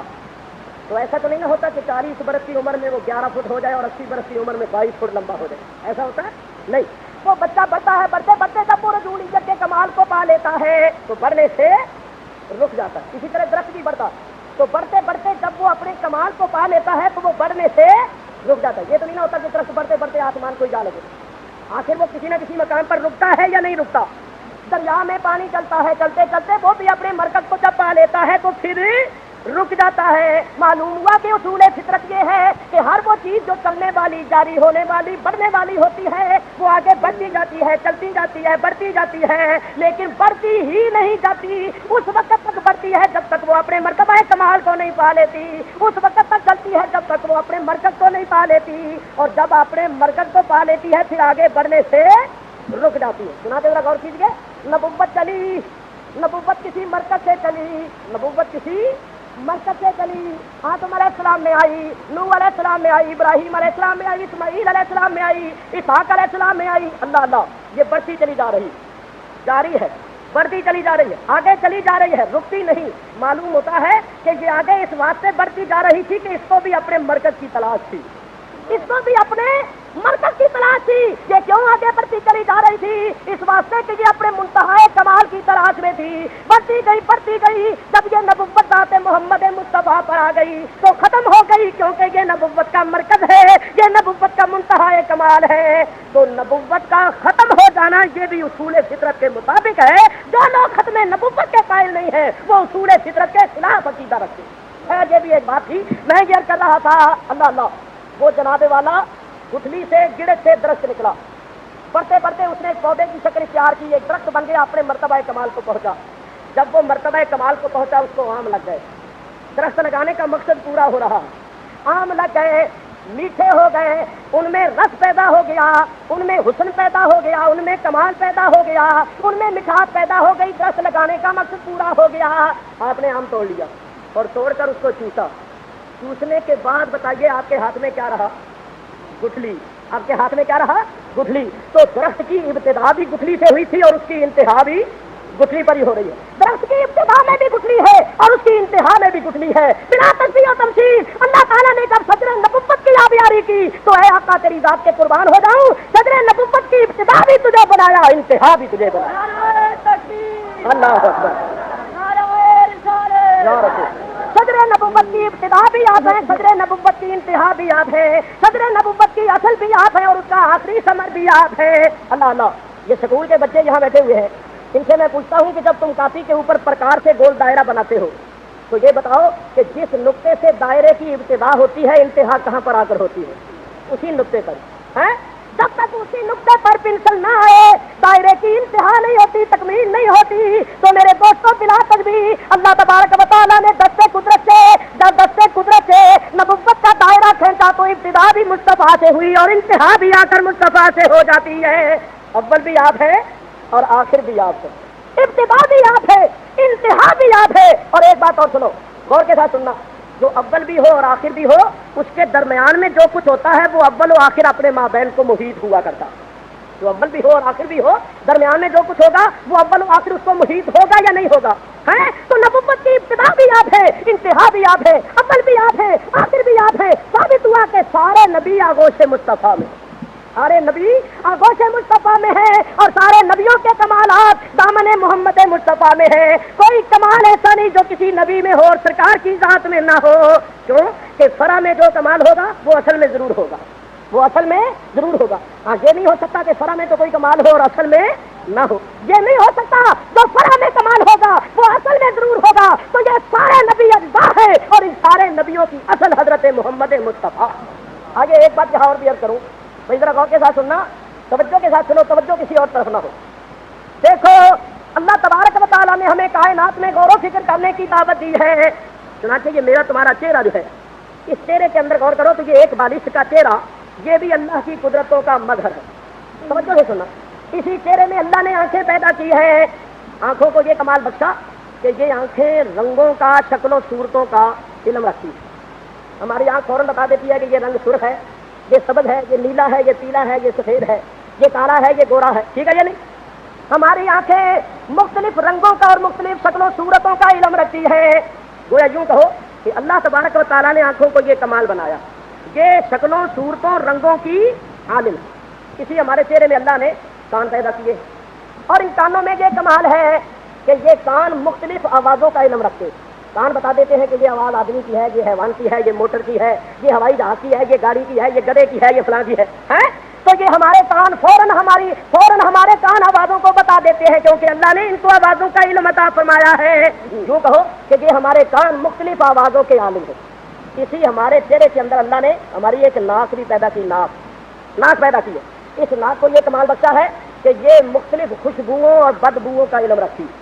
ہماری ناک فوراً بتا دیتی ہے یہ خوشبو ہے، یہ بدبو ہے۔ خوشبو ہے تو کس چیز کی ہے، کون سی ہے، بدبو ہے تو کس چیز کی ہے، کون سی بدبو ہے۔ گویا یوں کہو کہ اللہ تعالیٰ نے ناک کو مختلف خوشبوؤں اور بدبوؤں کا علم عطا فرمایا، ناک کو یہ کمال بخشا۔ اسی ہمارے چہرے کے اندر ایک زبان ہے، زبان کو اللہ تعالیٰ نے مختلف ذائقوں کا علم عطا فرمایا، یہ کمال بخشا کہ ہماری زبان فوراً بتا دیتی ہے کہ یہ ذائقہ کس قسم کا ہے، کھٹا ہے، میٹھا ہے، پھیکا ہے، کس قسم کا ہے۔ اللہ اللہ، جب آپ حضرات نے یہ سن لیا تو اب ذرا توجہ کیجیے، میں ایک بات کرنے لگا۔ میرے بزرگوں اور دوستوں، زبان کو اللہ نے ذائقوں کا کمال بخشا، ناک کو خوشبوؤں بدبوؤں کا کمال بخشا، آنکھوں کو رنگوں کا، شکل و صورتوں کا کمال بخشا، اور کانوں کو آوازوں کا۔ لیکن یاد رکھیے کہ یہ جو ہے نا ہمارے اعضاء، ان کو اللہ نے جو کمال بخشا ہے یہ اسی کمال کے اندر محدود ہے، آگے نہیں ہے۔ مثلا کانوں کو اگر سننے کا کمال بخشا ہے تو یہ سنا ہی کرتے ہیں، دیکھا نہیں کرتے۔ ناک اگر سونگتی ہے تو چکھتی نہیں، زبان اگر چکھتی ہے تو سونگتی نہیں۔ حالانکہ آپ لوگ ذرا زبان باہر نکال کے ذرا تکلف سے کام لیں تو شاید آپ اپنی زبان اپنی ناک کو لگانے میں کامیاب ہو جائیں۔ اب ابھی سے گربا نہ کرنا، میں ایک بات کر رہا ہوں، اگر آپ زبان باہر نکال کے اپنی ناک کو لگانا چاہیں تو شاید آپ کامیاب ہو سکے۔ تو آپ کی زبان آپ کی ناک کو لگ تو سکتی ہے، مگر یہ کبھی نہیں ہوتا کہ زبان ناک سے کہے لو ناک صاحب آپ اب چکھنا شروع کر دیجئے اور میں سونگنا شروع کر دیتی ہوں۔ ایک دوسرے کے کام میں مداخلت نہیں کرتے، یہ بھی ایک بات ہے، ایک دوسرے کے کام میں مداخلت نہیں کرتے۔ زبان کہتی ہے میں چکھتی جاتی ہوں، تو سونگتی جا، اے ناک تو اپنا کام کر، میں اپنا کام، تو میرے کام میں دخل نہ دے، میں تیرے کام میں۔ تو زبان صرف چکھتی ہے، ناک صرف سونگتی ہے، آنکھ صرف دیکھتی ہے، کان ہمارے صرف سنتے ہیں۔ لیکن اسی ہمارے چہرے کے اندر، سر کے اندر اللہ نے ایک دماغ بھی پیدا کیا ہے جو ایک حصہ مشترک ہے، جس کو جامع الحواس بنایا۔ اس میں یہ کمال ہے کہ وہ سنتا بھی ہے، وہ دیکھتا بھی ہے۔ دماغ میں سونگنے کا کمال بھی ہے، دماغ میں چکھنے کا کمال بھی ہے، دماغ میں دیکھنے کا کمال بھی ہے، اور دماغ میں سننے کا بھی کمال ہے۔ تو یوں کہو کہ اللہ نے دماغ کو جامع الحواس بنایا ہے، دماغ کو مرکز بنایا، اور یہ سب اس کے شعبے ہیں، یہ سب اس کی شاخیں ہیں۔ تو آپ جانتے ہیں کہ شعبے مرکز کے تابع ہوا کرتے ہیں، شعبے مرکز کے تابع ہوا کرتے ہیں۔ اسی طرح آنکھ کا دیکھنا دماغ کے تابع ہے، ناک کا سونگنا دماغ کے تابع ہے، زبان کا چکھنا دماغ کے تابع ہے، کانوں کا سننا دماغ کے تابع ہے۔ سنو، اگر کسی کی زبان کاٹ دی جائے تو دماغ کا کوئی نقصان نہیں ہوگا، بولو دماغ کا کوئی نقصان ہوگا نہیں۔ اگر کسی کی آنکھ نکال دی جائے دماغ کا کوئی نقصان نہیں ہوگا، اگر کسی کے کان کتر دیے جائیں دماغ کا کوئی نقصان نہیں ہوگا، اور اگر لاٹھی مار کے دماغ چھوڑ دیا جائے تو پھر سب کا ہی نقصان ہے۔ کان سنیں گے بولو، اگر لاٹھی مار کے کسی کا دماغ پھوڑ دیا جائے تو کان نہیں سنیں گے، آنکھ نہیں دیکھے گی، ناک نہیں سونگے گی، زبان نہیں چکھے گی، کیونکہ یہ سب کے سب دماغ کے تابع ہیں۔ اگر دماغ ہے تو یہ ہے، اور اگر دماغ نہیں تو یہ بھی نہیں ہے۔ اور اس کے برخلاف اگر یہ نہ ہو تو دماغ کا کوئی نقصان نہیں ہے۔ بہت سے آپ دیکھتے ہیں کسی کی آنکھیں نکال دیجیے دماغ اس کا کام کرے گا، زبان کر دیجیے دماغ اس کا کام کرے گا، کیونکہ دماغ جو ہے وہ مرکز کے حکم میں ہے اور یہ سب شعبے ہیں۔ بلا تشبیہ سنیے، اللہ تبارک و تعالیٰ نے انبیاء کرام کو مختلف کمالات بخشے۔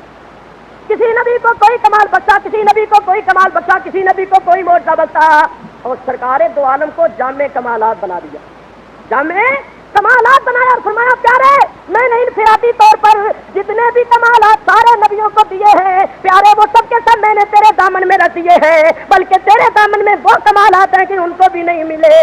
اللہ اللہ، کیونکہ پیارے تو ہے مرکز نبوت، تو ہے مرکز نبوت، تو ہے اصل نبوت۔ عیسیٰ نہ ہو تو تیرا کوئی نقصان نہیں، موسیٰ نہ ہو تو اے پیارے تیرا کوئی نقصان نہیں، ابراہیم نہ ہوتے تو تیرا کوئی نقصان نہیں تھا، اور اے پیارے اگر تو نہ ہوتا تو ان میں سے کوئی بھی نہ ہوتا۔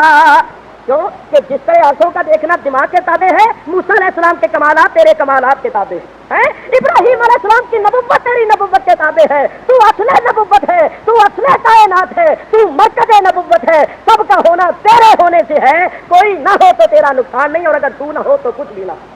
اللہ اللہ، کسی واسطے اعلیٰ حضرت نے ایک شعر فرمایا، فرماتے ہیں وہ جو نہ تھے تو کچھ نہ تھا، وہ جو نہ ہو تو کچھ نہ ہو، وہ جو نہ تھے تو کچھ نہ تھا، وہ جو نہ ہو تو کچھ نہ ہو، کیونکہ جان ہے وہ جہان کی، جان ہے تو جہان ہے، کیونکہ جان ہے وہ جہان کی، جان ہے تو جہان ہے۔ اچھا صاحب آئیے میں بات کو آگے بڑھاؤ، یہ بتاؤ بھائی وہ سارا درخت جو مارد وجود میں آیا ہے، توجہ سے سننا میری بات کو، وہ سارا درخت آم کا درخت جو مارد وجود میں آیا ہے، بولو اس کے مارد وجود میں آنے کا سبب کون سی چیز بنی؟ گٹھلی۔ اگر گٹھلی گرک نہ ہوتی تو درخت مارد وجود میں آ سکتا تھا؟ درخت مارد وجود میں نہ آتا، اس کے مارد وجود میں آنے کا سبب گٹھلی بنی۔ بلا تشبیہ اللہ تعالیٰ ارشاد فرماتا ہے لولا کلمہ خلقت الدنیا، پیارے اگر تو نہ ہوتا تو دنیا نہ ہوتی، کیونکہ دنیا کے مارد وجود میں آنے کا سبب محبوبہ تیری ذات ہے۔ معلوم ہوا جس طرح گٹھلی نہ ہو تو درخت مارد وجود میں نہیں آ سکتا، کملی والا نہ ہوتا تو کائنات مارد وجود میں نہ آ سکتی۔ ایک بات اور سنو صوفیو، ذرا توجہ سے سنو، بولو بھائی وہ سارا درخت کس سے نکلا؟ بولو گٹھلی سے نکلا کہ نہیں؟ سارا درخت گٹھلی سے نکلا، لیکن یاد رکھنا گٹھلی سارے درخت کی خالق نہیں ہے، خالق نہیں، خالق ہے اللہ، اور گٹھلی ہے اس کے مارد وجود میں آنے کا سبب۔ لیکن سارا درخت نکلا کس سے ہے؟ بولو گٹھلی سے۔ نبی پاک علیہ الصلوۃ والسلام فرماتے ہیں انا من نور اللہ والخلق کلہم من نوری، میں اللہ کے نور سے پیدا ہوا، ساری مخلوق میرے نور سے پیدا ہوئی۔ کیا مطلب اس کا؟ مطلب یہ ہے کہ میرے مارد وجود میں آنے کا سبب اللہ کا نور ہے، اور کائنات کے مارد وجود میں آنے کا سبب میرا نور ہے۔ اللہ کا نور نہ ہوتا تو میں نہ ہوتا، اور میرا نور نہ ہوتا تو کائنات نہ ہوتا۔ اچھا سنیے، سارا درخت گٹھلی سے پیدا ہوا، یعنی گٹھلی کے سبب سے پیدا ہوا۔ لو بھائی ایک بات اور بھی سن لو، یہ بتاؤ کہ گٹھلی کی حقیقت سارے درخت میں موجود ہے یا نہیں ہے؟ گٹھلی کی حقیقت سارے درخت میں موجود ہے، درخت کا کوئی مقام، کوئی شاخ، کوئی پتا ایسا نہیں ہے جہاں گٹھلی کی حقیقت موجود نہ ہو۔ جس طرح گٹھلی کی حقیقت سارے درخت میں موجود ہے، حقیقت محمدیہ کائنات کے ذرے ذرے میں موجود ہے، کوئی مقام ایسا نہیں جہاں حقیقت محمدیہ جلوہ گر نہ ہو۔ لیکن ایک بات اور بھی سنو، گٹھلی حقیقت کے اعتبار سے سارے درخت میں موجود ہے، لیکن وجود کے اعتبار سے اگر آپ اس کو پتے میں تلاش کرنا چاہیں گے تو کر لیں گے؟ اگر شاخ میں گٹھلی کو تلاش کرے نہیں تلاش کر سکتے، اگر تنے میں سے نکالنا چاہیں تو نہیں نکال سکتے ہیں، اگر اس کا وجود آپ دیکھیں گے تو وہ سب سے نیچے ہوگا، حقیقت کے ساتھ وہ ہر جگہ ہے۔ اسی طرح میرا آقا اپنے جسم انور کے ساتھ تو مدینے میں ہے، اور اپنی حقیقت کے ساتھ ہر مسلمان کے سینے میں ہے۔ اللہ اکبر، اللہ اکبر، تو سرکار دو عالم علیہ الصلوۃ والسلام۔ اچھا بھائی ایک بات اور بھی کرتا ہی جاؤں، یہ بتاؤ کہ کیا یہ ہو سکتا ہے کہ گٹھلی تو بالکل سوکھ جائے، گل جائے، جل جائے، مر جائے، گٹھلی بالکل ختم ہو جائے؟ اور درخت سارے کا سارا ہرا ہی رہے. کیا یہ ہو سکتا ہے؟ بولو, کیا یہ ہو سکتا ہے کہ جڑ سوکھ جائے اور پتے ہرے رہے؟ کیا یہ ہو سکتا ہے کہ جڑ سوکھ جائے اور شاخیں ہری رہے؟ یہ نہیں ہو سکتا. جب یہ نہیں ہو سکتا تو اندازہ کرو کہ اگر مصطفیٰ مر جائے تو یہ جہان زندہ کیسے رہ سکتا ہے؟ اگر جڑ سوکھ جائے تو درخت ہرا نہیں رہتا, پتے شاخیں ہری نہیں رہتی. تو میرا آقا اصل کائنات ہے اور یہ ساری کائنات اسی کی شاخیں ہیں, اسی کی فرا ہے. اگر وہ مر گئے تو جہان زندہ کیسے ہے؟ ارے یہ جہان زندہ اس واسطے ہے کہ میرا آقا زندہ.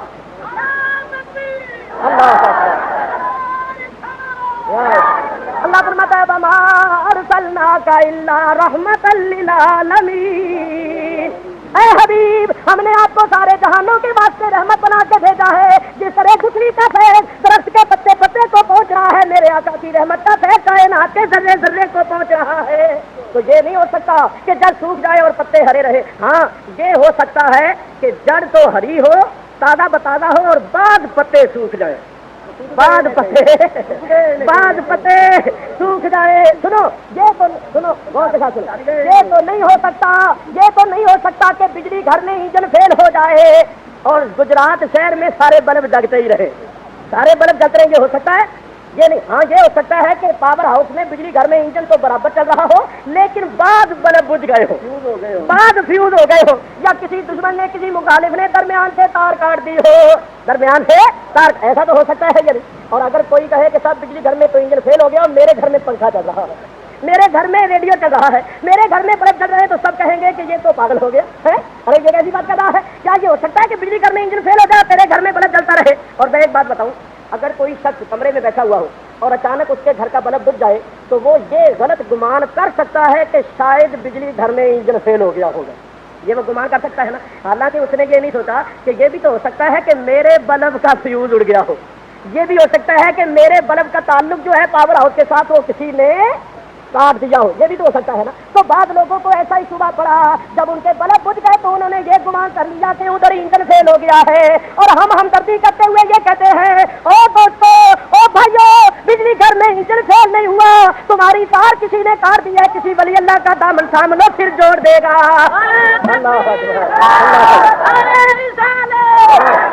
کسی کامل کا دامن تھام لو وہ پھر جوڑ دے گا.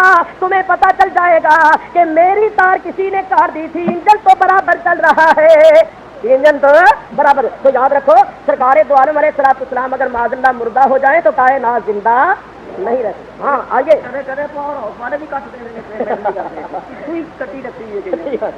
سنو ذرا ایک بات اور عرض کرتا ہوں, سنو یہ توجہ کے ساتھ سننے کی بات ہے. اللہ تعالیٰ ارشاد فرماتا ہے بلا تقولوا لمن يقتل في سبيل الله اموات. اللہ فرماتا ہے جو اللہ کی راہ میں قتل ہو جاتے ہیں, شہید ہو جاتے ہیں, ان کو مردہ نہ کہو, بل احیاء ولکن لا تشعرون, بلکہ وہ زندہ ہیں لیکن تمہیں شعور نہیں. اللہ فرماتا ہے ایمان والو خبردار, شہداء کو مردہ نہ کہنا, وہ مردہ نہیں زندہ ہیں لیکن تمہیں شعور نہیں. دوسری آیت میں کیا فرمایا؟ دوسری آیت میں اللہ فرماتا ہے بلا تحسبن الذین قتلوا فی سبیل اللہ امواتا, جو اللہ کی راہ میں قتل ہو جاتے ہیں, شہید ہو جاتے ہیں, خبردار ان کو مردہ گمان بھی نہ کرنا. پہلی آیت میں فرمایا تھا بلا تقولوا کہ ان کو مردہ نہ کہنا, اس آیت میں فرمایا بلا تحسبن, ارے کہنا تو درکنار, کبھی گمان بھی نہ کرنا.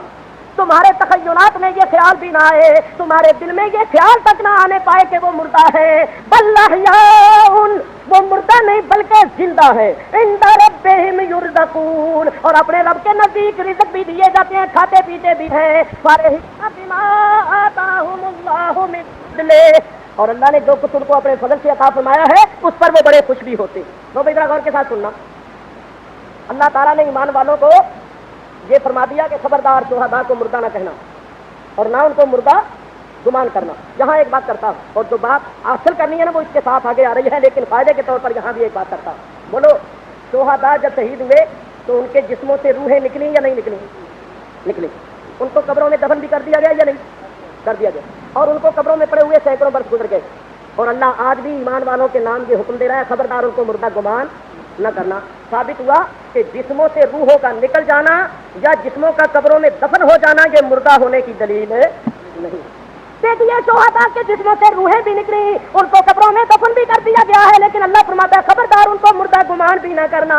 میرے دوستوں بزرگوں, جسم سے روح کا کا نکل جانا یہ موت حقیقی نہیں ہے، موت عادی ہے، موت عادی ہے، موت حقیقی نہیں۔ یہ بھی ایک بات کر جاؤں، آپ کہیں گے پتہ نہیں موت عادی کیا ہوتی، موت حقیقی کیا ہوتی۔ سنو، روح جو ہے نا، روح یہ خالق حیات نہیں ہے، سبب حیات ہے۔ روح خالق حیات نہیں بلکہ سبب حیات ہے۔ خالق حیات اور ہے اللہ، الذی خلق الموت والحیات، اللہ وہ ہے جس نے موت اور حیات کو پیدا کیا۔ ثابت ہوا کہ زندگی اور موت کا خالق ہے اللہ۔ اس اللہ نے زندگی کا سبب بنایا ہے روح کو، زندگی کا سبب بنایا ہے روح کو۔ اور میں تمہیں بتاؤں کہ خدا کی قسم وہ اللہ تبارک و تعالیٰ اس بات پر قادر ہے کہ سبب نہ ہو اور مسبب ہو، سبب نہ ہو اور مسبب ہو۔ چلیے اس کی بھی ایک مثال دوں۔ دیکھیے بچے کی ولادت کا سبب کیا ہے؟ عورت اور مرد کا اختلاف، یہ ٹھیک ہے یا نہیں؟ یہ بچے کی ولادت اور پیدائش کا سبب ہے یا نہیں ہے؟ تو مجھے یہ بتائیے کہ عیسیٰ علیہ السلام بغیر اس سبب کے پیدا ہوئے یا نہیں ہوئے؟ مائی حوا علیہ السلام بغیر اس سبب کے پیدا ہوئی یا نہیں ہوئی؟ حضرت آدم علیہ السلام بغیر اس سبب کے پیدا ہوئے یا نہیں ہوئے؟ سبب نہیں ہے اور مسبب ہے۔ اور آپ یہ بھی دیکھ رہے ہیں کہ ہزاروں مرد و عورت موجود ہیں، سبب ہے مگر مسبب نہیں ہے۔ تو وہ اللہ اس بات پر قادر ہے کہ سبب نہ ہو اور مسبب پیدا کر دے، اور وہ اس بات پر بھی قادر ہے کہ سبب ہو اور پھر بھی مسبب نہ ہونے دے۔ تو یاد رکھو، روح جب سبب زندگی ہے تو یہ سبب نہ ہو تو اللہ پھر بھی زندہ رکھنے پر قادر ہے۔ تو میرا آقا جب اسرائیل نے روح قبض کی تھی، روح باہر تھی، میرا آقا قسم خدا کی اس وقت بھی زندہ۔ کیوں کہ روح جو ہے یہ سبب ہے، اور اللہ سبب کے بغیر بھی مسبب پیدا کرنے پر قادر ہے۔ یہ تو ایک ضمن بات تھی۔ اب ذرا ایک بات سنیے، شہداء زندہ ہے، زندہ، حالانکہ وہ قبروں میں پڑے ہوئے، ٹھیک ہے یا نہیں؟ ہندوؤں سے پوچھو، کافروں سے پوچھو، سادہ سیدھا لوگوں سے پوچھو، وہ کہیں گے زندہ کیسے؟ کبھی زندوں کو بھی قبروں میں دفن کیا جاتا ہے، کبھی زندوں کی عورتیں بھی عزت گزار کے نکاح پڑھاتی ہیں، شہداء کی عورتوں نے نکاح پڑھا لیے، شہداء کی روحیں نکل گئیں، شہداء کو قبروں میں دفن کیا گیا، وہ زندہ کیسے ہیں؟ ہم کہتے ہیں قرآن میں اللہ فرماتا ہے ان کو مردہ گمان بھی نہ کرو، تو ہمارا ایمان ہے قرآن پر۔ تو سنیے، جو شہداء لوگوں کے نزدیک مردہ ہیں، اللہ فرماتا ہے وہ زندہ ہے، اللہ فرماتا ہے وہ زندہ ہے۔ اور ذرا دوسری طرف دیکھیے، وہ مکے کے کافر جو کھاتے پیتے تھے، کاروبار کرتے تھے، بیوی بچے رکھتے تھے، میدان جنگ میں مقابلے میں آتے تھے، لوگوں کے نزدیک زندہ تھے، اللہ فرماتا ہے مردے ہیں، اللہ فرماتا ہے مردے۔ قرآن میں فرمایا انک لا تسمع الموتى ولا تسمع الصم الدعاء اذا ولوا مدبرین۔ تمام مفسرین کا اس پر اتفاق ہے کہ یہ آیت کافروں کے حق میں اتری ہے۔ اس آیت میں جو لفظ موت آیا ہے اس سے مراد قبروں کے مردے نہیں بلکہ وہ کفار ہیں جو کھاتے پیتے تھے، کاروبار کرتے تھے، لوگوں کے نزدیک زندہ تھے۔ تو اب ذرا سننا سنیو، شہداء جو لوگوں کے نزدیک مردہ ہے، اللہ فرماتا ہے زندے ہیں، خبردار ان کو مردہ گمان بھی نہ کرنا۔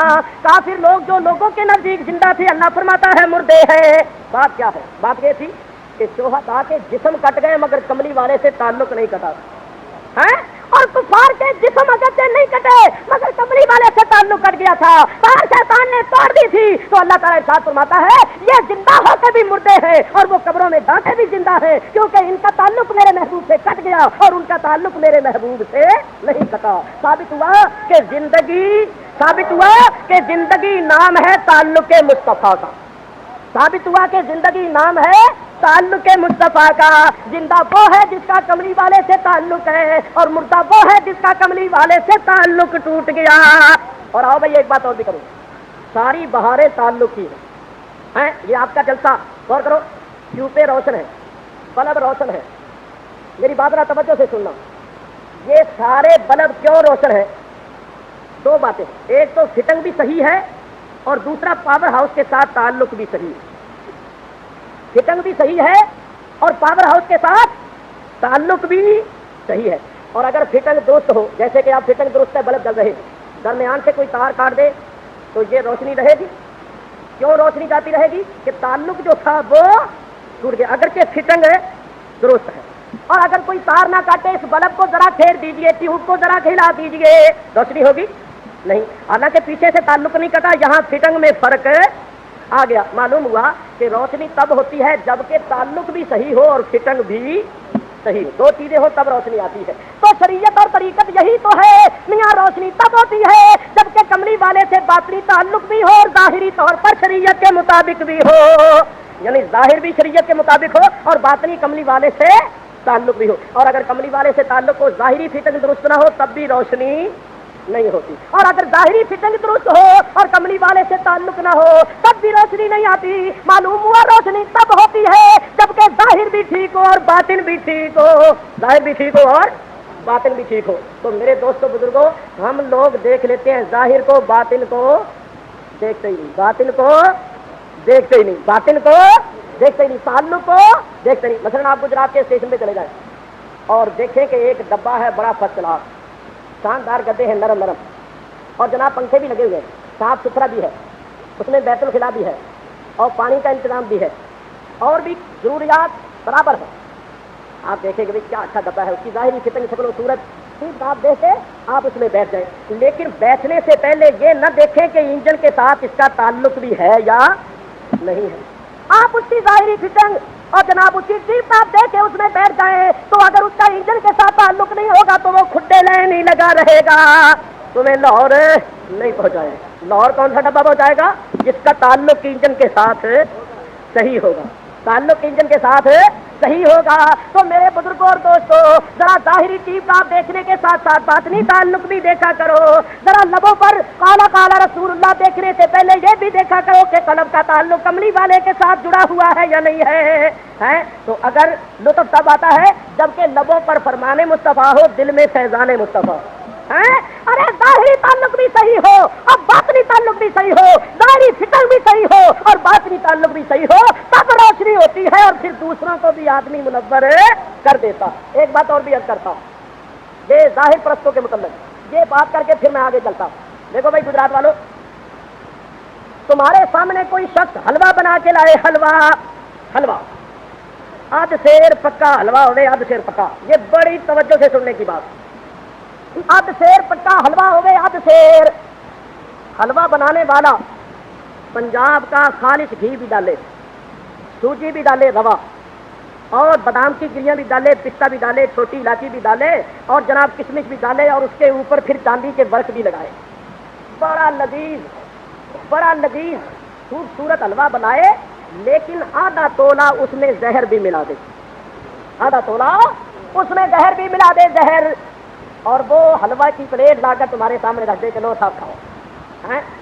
اب آپ کو وہ زہر جو ہے وہ نظر نہیں آ رہا, گریاں نظر آ رہی ہیں بادام کی گریاں نظر آ رہی ہے, کشمش نظر آ رہی ہے, چاندی کے برق نظر آ رہے ہیں, پستہ نظر آ رہا ہے, پنجاب کا تیرتا ہوا گھی نظر آ رہا ہے, سوجی بھنی ہوئی نظر آ رہی ہے, اور وہ زہر جو ہے وہ نظر نہیں آ رہا, وہ زہر نظر نہیں آ رہا. تو آپ اس حلوے کو لگے کھانے اور ادھر سے سید محمود شاہ صاحب آ گئے, اوپر سے حضرت علامہ مولانا مفتی احمد یار خان صاحب تشریف لے آئے, حضرت مولانا سید احمد شاہ صاحب تشریف لے آئے, حضرت مولانا سید حامد شاہ صاحب تشریف لے آئے, کوئی اور بزرگ آ جائے, کوئی اور آپ کا خادم آ جائے اور وہ آ کے کہے او میرے بھائیوں, او مسلمانوں, او سنیوں, یہ حلوہ نہ کھانا, اس میں زہر ملا ہوا, اس میں زہر ملا ہوا, یہ حلوہ مت کھانا. وہ کہیں گے مفتی جی زہر نظر تو نہیں آتا, زہر نظر تو نہیں آتا. تو مفتی صاحب کہیں گے بھائی تمہیں نظر نہیں آتا مگر مجھے علم ہے کہ اس کے اندر زہر ملا ہوا ہے, لہذا تم اس حلوے کے قریب نہ جانا, اس حلوے کے قریب نہ جانا. تو اگر تم کہو کہ مفتی جی دیکھو نا بادام کی گریاں دیکھو, کشمش دیکھو, اور یہ جناب والا پستہ دیکھو, اور یہ چھوٹی الائچی دیکھو, چاندی کے ورق دیکھو, تو مفتی صاحب یہ ساری چیزیں بڑی مقوی ہیں, بڑی لذیذ ہیں, بڑی اچھی ہیں. اور مفتی صاحب اگر بالفرض 40 تولے حلوے میں, 40 تولے حلوے میں کیا نام ہے کوئی کیا 2 تولے زہر ہوا نہیں, تو کیا بات ہے. 40 تولے باقی 38 تولے چیزیں تو مقوی ہیں, مفید ہیں, اچھی ہیں, یہ 2 تولے کیا نقصان کریں گے, پرواہ نہیں ہے. تو مفتی صاحب کہیں گے یہ 38 تولے فائدہ نہیں پہنچائیں گے, 2 تولے بیڑا غرق کر کے رکھ دیں گے. تو بولو پھر جس کو جان پیاری ہوگی وہ حلوے کی پلیٹ کو ہاتھ لگائے گا, جس کو جان پیاری ہوگی وہ حلوے کی پلیٹ کو ہاتھ لگائے گا, نہیں لگائے گا. اور اگر کوئی اس کو کہے میاں تو چاندی کے ورق دیکھ, میاں یہ بادام کی گریاں دیکھ, یہ تیرتا ہوا گھی دیکھ, وہ کہتا ہے یہ سب دھوکہ ہے, یہ میرے پھنسانے کے لیے سارا معاملہ ہے, مجھے پتا چل گیا کہ اس میں زہر ملا ہوا, میں تو اب اس کو ہاتھ بھی نہیں لگاؤں گا, میں تو اس کو ہاتھ بھی نہیں لگاؤں گا. تو یاد رکھنا ظاہری ٹیپ ٹاپ ہی نہیں دیکھنی چاہیے, کچھ اندر بھی نظر مارا کرو. اور ایک بات اور سنو, ایک بات اور بڑے مزے کی ہے, وہ یہ کہ اگر کسی کے اندر 14 آنے باتیں اچھی ہوں اور 2 آنے خراب ہوں تو تمہاری نظر تو 14 آنے پر ہوتی ہے اور ہماری نظر 2 آنے پر ہوتی ہے. تمہاری نظر تو 38 تولے سوجی روے پر ہوتی ہے اور ہماری نظر وہ 2 تولے زہر پر ہوتی ہے، اور کوئی کھانے والا آ کے کھا لے تو وہ 38 تولے فائدہ نہیں پہنچائیں گے، 2 تولے بیڑا غرق کر کے رکھ دیں گے۔ اور یہاں سے اب یہ بھی سمجھ سکتے ہیں کہ یہ گناہ جو ہے ان کا بھی حال یہی ہے۔ ہمارے بعض نوجوان کہتے ہیں مولوی جی سینما دیکھنا، مان لیا کہ اس میں بعض باتیں بری ہوتی ہیں لیکن بعض باتیں اچھی بھی تو ہوتی ہیں، بعض باتیں اچھی بھی تو ہوتی ہیں، تو مولوی صاحب ہم اس بات سے دیکھتے ہیں کہ بری باتوں سے ہم اثر نہیں لیتے، اچھی باتوں سے اثر لے لیتے۔ حالانکہ آپ جانتے ہیں کہ سینما دیکھنے والے، کبھی آپ نے نہیں سنا ہوگا کہ سینما دیکھنے والے 25% اولیاء اللہ بن گئے ہیں یا 10% عارف باللہ ہو گئے ہو۔ ہاں یہ دیکھنے میں آتا ہے کہ بعض نوجوان نماز پڑھتے ہیں، نیک ہوتے ہیں، لیکن بروں کی صحبت بیٹھ کے جب سینما جانا شروع کر دیتے ہیں تو نماز بھی ٹوٹ جاتی ہے۔ برائی کا اثر جلدی ہوتا ہے، برائی کا اثر زیادہ ہوتا ہے، تو یاد رکھو صرف کشمش کو ہی نہ دیکھو، چاندی کے برتنوں کو دے کر مائل نہ ہو جاؤ، بلکہ اس زہر پر بھی نظر کرو جو ہلاکت کا سبب ہے۔ اور ایک بات اور سنو بھائی، دیکھو میاں، جس کو جان پیاری ہوگی وہ جان لینے کے بعد حلوہ نہیں کھائے گا، اور جس کو پتا چل جائے کہ زہر ملا ہوا ہے پھر وہ کھاتا ہے تو معلوم ہوا کہ اس کو جان پیاری نہیں۔ جس کو جان پیاری ہوگی وہ پھر حلوے کی پلیٹ کو ہاتھ نہیں لگائے گا۔ تو اللہ تعالیٰ اور اس کے حبیب نے ہمیں بتا دیا، او ایمان والو، یہ گناہوں کی پلیٹ جو ہے یہ بظاہر تو بڑی لذیذ ہے، لیکن اسی لذت کے اندر تمہاری ہلاکت کا سامان بھی موجود ہے۔ خبردار اس لذت پر فریبتا ہو کہ اپنے ایمان کو ہلا کر تباہ نہ کر لینا۔ چنانچہ دیکھیے نا، گیت سننے میں کتنی لذت آتی ہے، سینما دیکھنے میں لطف آتا ہے، برائی کرنے میں کتنی لذت آتی ہے، اسی طرح للچائی ہوئی نگاہوں سے غیر محرم عورتوں کے دیکھنے میں ان سارے گناہوں میں لذتیں ہیں، لیکن میرے دوستوں ان لذتوں کے اندر ہلاکت کا سامان بھی موجود ہے۔ جن کو اپنا ایمان پیارا ہوتا ہے وہ ان لذت کی پلیٹوں کو ہاتھ نہیں لگاتا، وہی ہاتھ لگاتا ہے جس کو اپنا ایمان پیارا نہیں ہوتا، ایمان پیارا نہیں ہوتا۔ تو میں ضمن یہ بھی چند باتیں عرض کرتا ہوں، مسلمان کی شان یہ ہے کہ جو چیز اس کے ایمان کو ہلاک کرنے والی ہو وہ اس چیز سے اجتناب کرے، اس سے بچے، کیونکہ ایمان سب سے زیادہ پیاری دولت ہے۔ اور آج کل مسلمانوں کا معاشرہ تباہ ہوتا چلا جا رہا ہے، چند بیماریاں ایسی ہیں جو مسلمانوں کے اندر بہت ہی زیادہ پیدا ہوتی چلی جا رہی ہیں، اور میں آپ کو بتاتا ہوں ان بیماریوں کے چند اسباب ہیں جو عرض کر دیتا ہوں۔ ممکن ہے کہ اللہ تعالیٰ کے فضل و کرم سے کسی صاحب کو اجتناب کی توفیق ہو جائے اور ساتھ میں بھی ثواب کا حقدار ہو جائے۔ تو بھائی ذرا غور کرو میاں، انشاءاللہ پھر میں اپنے اسی موضوع پر آؤں گا۔ کامل حکیم جو ہوتا ہے نا، کامل حکیم، وہ بیماری کی جڑ کو پکڑتا ہے۔ کامل حکیم نبض دیکھ کر تشخیص کر کے بیماری کی جڑ کو تلاش کرتا ہے، اور جب اس کو بیماری کی جڑ مل جاتی ہے تو پھر وہ بیماری پر قابو پا لیتا ہے۔ کامل حکیم کی یہ نشانی ہے کہ وہ جڑ کو پکڑے گا۔ چنانچہ مجھے ایک لطیفہ یاد آیا کہ ایک حکیم تھا بڑا کامل، بڑا سمجھدار، اس کے پاس ایک بوڑھا آدمی نبض دکھانے کے لیے چلا گیا۔ بوڑھے نے کہا حکیم صاحب ذرا میری نبض دیکھیے۔ حکیم صاحب نے نبض پر ہاتھ رکھ لیا اور بوڑھے نے کہا حکیم صاحب مجھے نیند کم آتی ہے۔ ہاں بابا ٹھیک ہے۔ حکیم جی اس کی کیا وجہ ہے؟ حکیم صاحب نے کہا بابا اس کی وجہ ہے بڑھاپا۔ حکیم صاحب وہ مجھے سنائی بھی کم دیتا ہے۔ ہاں بابا ٹھیک ہے۔ حکیم صاحب اس کی کیا وجہ ہے؟ بابا اس کی وجہ بھی بڑھاپا ہی۔ حکیم جی مجھے بھوک بھی کم لگتی ہے۔ ہاں بابا ٹھیک ہے۔ حکیم جی اس کی کیا وجہ ہے؟ حکیم صاحب نے کہا بابا اس کی وجہ بھی بڑھاپا ہی۔ بابا کہے کہ میرا کھانا ہضم نہیں ہوتا، میری کمر دکھتی ہے، میری پنڈلیاں دکھتی ہیں، مجھے نیند پوری نہیں آتی۔ جو بھی بابا اپنی شکایت پیش کرے، اپنی تکلیف کا اظہار کرے، حکیم صاحب یہی کہتے ہیں ہاں بابا ٹھیک ہے اور اس کی وجہ ہے بڑھاپا۔ بابے نے اٹھا ڈنڈا لیا، ایسی تیسی کری حکیم جی، تجھے حکیم بنایا کس نے؟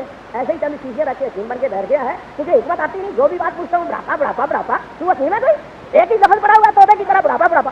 تو حکیم جی تھے بڑے سمجھدار، بڑے بردبار۔ بابے نے جب لاٹھی اٹھائی نا تو حکیم جی کہنے لگے بابا اس کی وجہ بھی بڑھاپا ہی ہے، یہ تو نے جو لاٹھی اٹھا لی ہے اس کی وجہ بھی بڑھاپا ہی ہے۔ تو حکیم تھا سمجھدار، اس نے بیماری کی اصل اور جڑ کو پکڑا کے بابا ہو گیا ہے بوڑھا۔ بڑھاپے کی وجہ سے اعضائے رئیسہ ہو گئے کمزور اور سارے جسم پر اس کا اثر پڑا۔ تو سب سے پہلی ضرورت ہے کہ بابے کے اندر تازہ خون پیدا کیا جائے، قوت پیدا کی جائے، پھر سارے اعضاء کو خود بخود قوت حاصل ہو جائے گی، آنکھیں اچھی طرح دیکھنے لگ جائیں گی، کان اچھی طرح سننے لگ جائیں گے۔ تو میرا کہنا یہ تھا کہ کامل حکیم بیماری کی جڑ کو پکڑتا۔ اللہ تبارک و تعالی حکیم مطلق، اس نے بھی بیماری کو جڑ کو پکڑا اور اس کا علاج ہمیں ارشاد فرمایا۔ کیا فرمایا؟ اللہ تعالیٰ ارشاد فرماتا ہے وَقُلْ لِلْمُؤْمِنِينَ يَغُضُّوا مِنْ أَبْصَارِهِمْ وَيَحْفَظُوا فُرُوجَهُمْ۔ اے حبیب، عام مومن مومن مردوں سے فرما دیجئے کہ جب ان کے سامنے غیر محرم عورتیں آ جایا کرے تو وہ اپنی نگاہوں کو نیچے جھکا لیا کرے، اپنی نگاہوں کو نیچے کر لیا کرے اور اپنی شرمگاہوں کی حفاظت کیا کرے۔ مردوں کو فرما دیا، صرف مردوں کو نہیں فرمایا، ساتھ عورتوں کو بھی فرمایا۔ وَقُلْ لِلْمُؤْمِنَاتِ يَغْضُضْنَ مِنْ أَبْصَارِهِنَّ وَيَحْفَظْنَ فُرُوجَهُنَّ، اے حبیب آپ مومن عورتوں سے بھی فرما دیجئے کہ وہ بھی اپنی نگاہیں نیچے کر لیا کرے اور اپنی عصمت کی حفاظت کیا کرے۔ دیکھو مردوں کو الگ حکم دیا، خبردار غیر محرم عورتوں کی دید سے اجتناب کرو۔ غیر محرم عورت سامنے آ جائے نگاہیں جھکا لو، تمہیں دیکھنے کی اجازت نہیں ہے۔ عورتوں کو حکم دے دیا کہ جب تمہارے سامنے غیر محرم مرد آ جائیں تو ان کو دیکھو مت بلکہ اپنی نگاہوں کو جھکا لو اور اپنی عصمت کی حفاظت کرو۔ غور کیجئے تو آپ اس نتیجے پر پہنچیں گے کہ تمام فتنہ و فساد کی بنیاد بد نظری ہے۔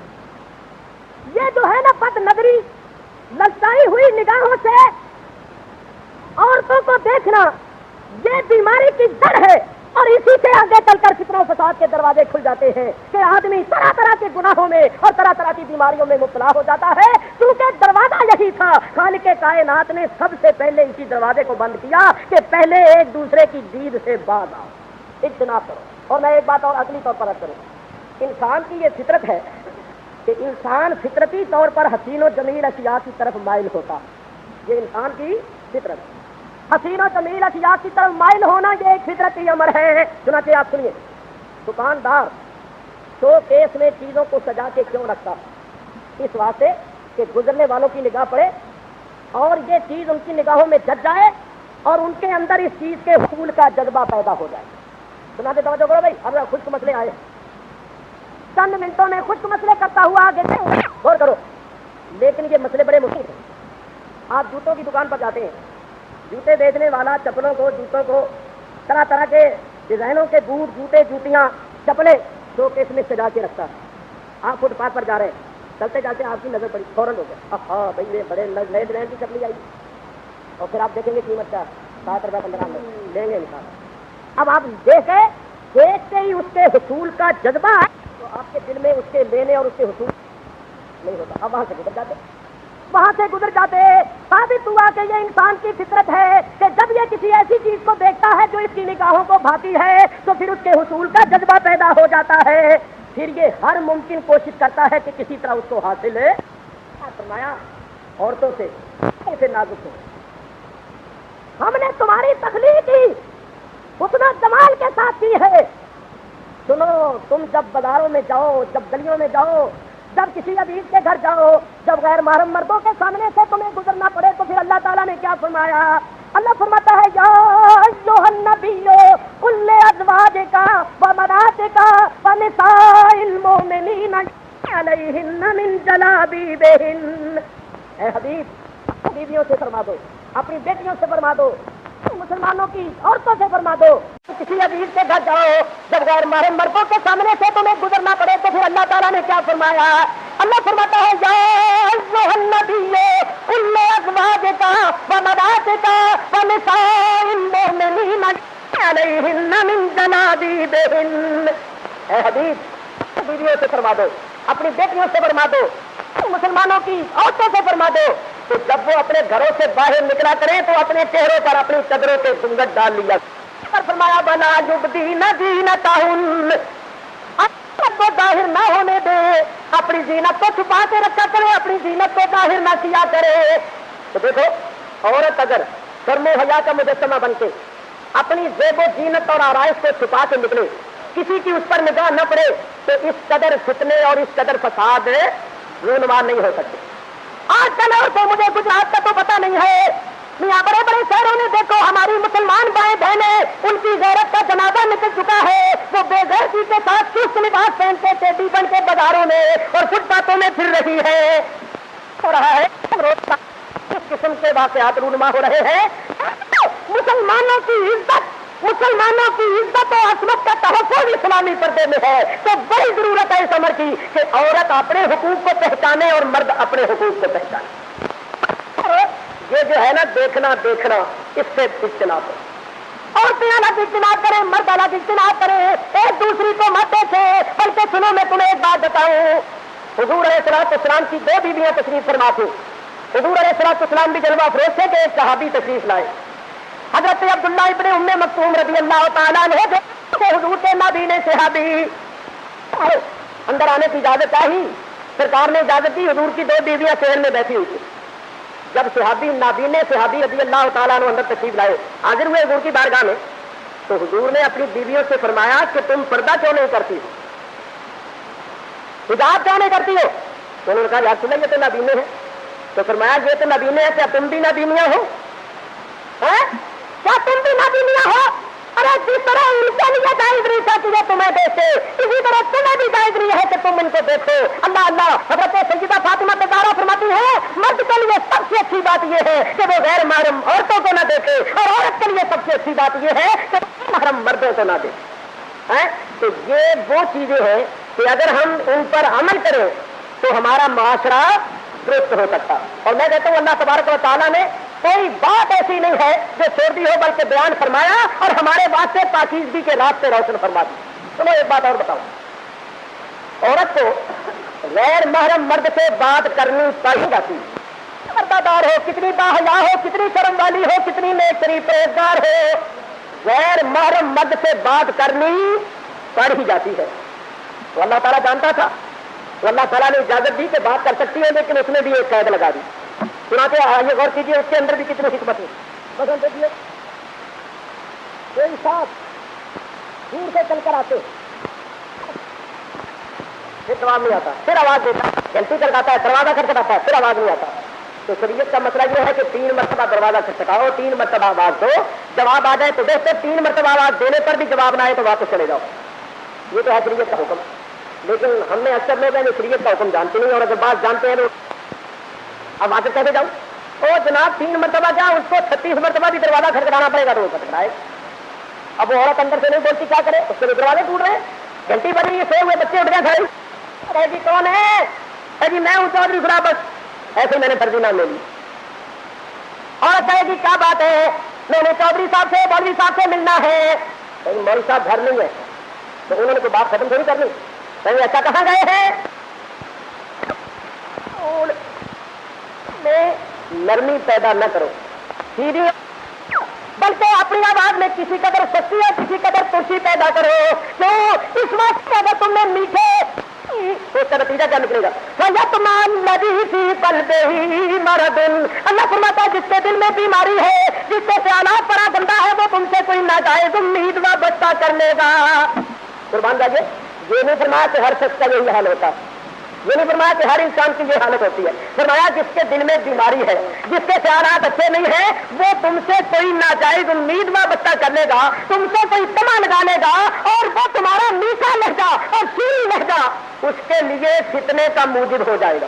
سناتے آئیے نفسیاتی طور پر اس کو دیکھیے. ایک عورت آپ سے ہنس کے باتیں کرے, میٹھے انداز میں باتیں کرے, تو بتائیے کہ اس کی باتوں کا آپ پر اثر نہیں ہوگا؟ میں کہتا ہوں جب آپ واپس جائیں گے تو وہ باتیں آپ کے کانوں میں گونجیں گی. تیسرے دن نہیں بھی کوئی کام ہوگا تو خواہ یاد آئیں گے کہ چلو بھائی پھر باتیں کرنے کا آنا جانا شروع ہوگا, معاملہ خراب ہوگا. اگر میٹھے لہجے میں عورت بات کرے تو اس کا نتیجہ خراب نکل سکتا ہے.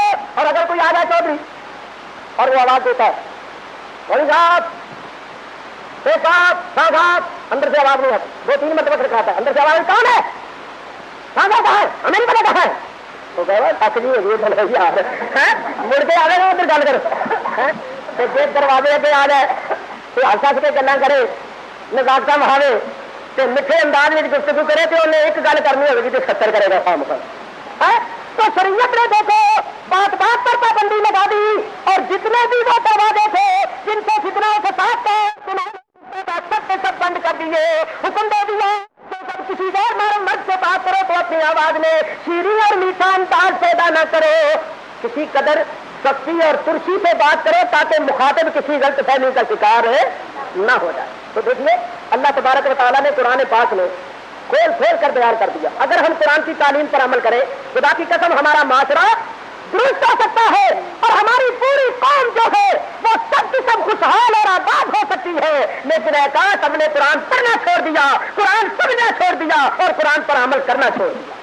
ضرورت ہے صبر کی, اپنی اولاد کو قرآن پڑھاؤ, اور صحیح قسم کے مدارس جو ہے جہاں صحیح قسم کی تعلیم دی جاتی ہے وہاں ان کو بھیجو اور ان کو تعلیم دلاؤ تاکہ وہ خود نیک بنے اور دوسروں کو نیک بنانے میں اپنی عمریں صرف کریں۔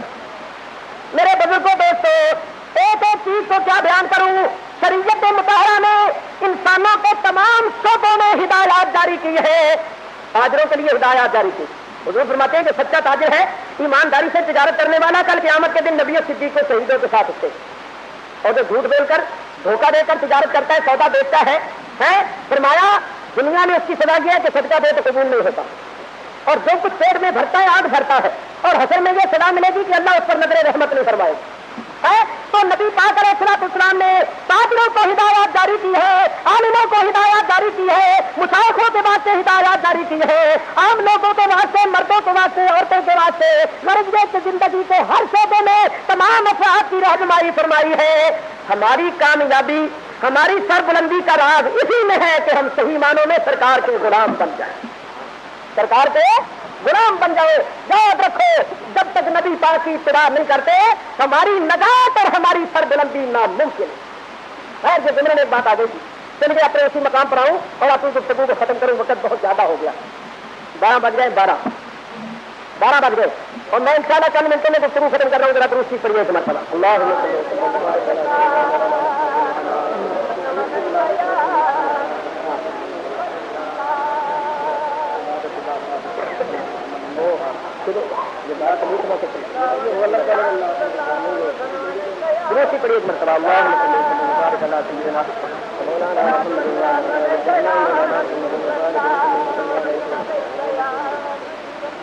بات یہاں سے چلی تھی کہ حضور علیہ الصلوۃ والسلام اصل کائنات ہے، کائنات کی جڑ ہے، زندگی نام ہے تعلق مصطفیٰ کا، جس کا تعلق صحیح ہے وہ زندہ ہے اور جس کا تعلق کٹ گیا ہے وہ مردہ ہے۔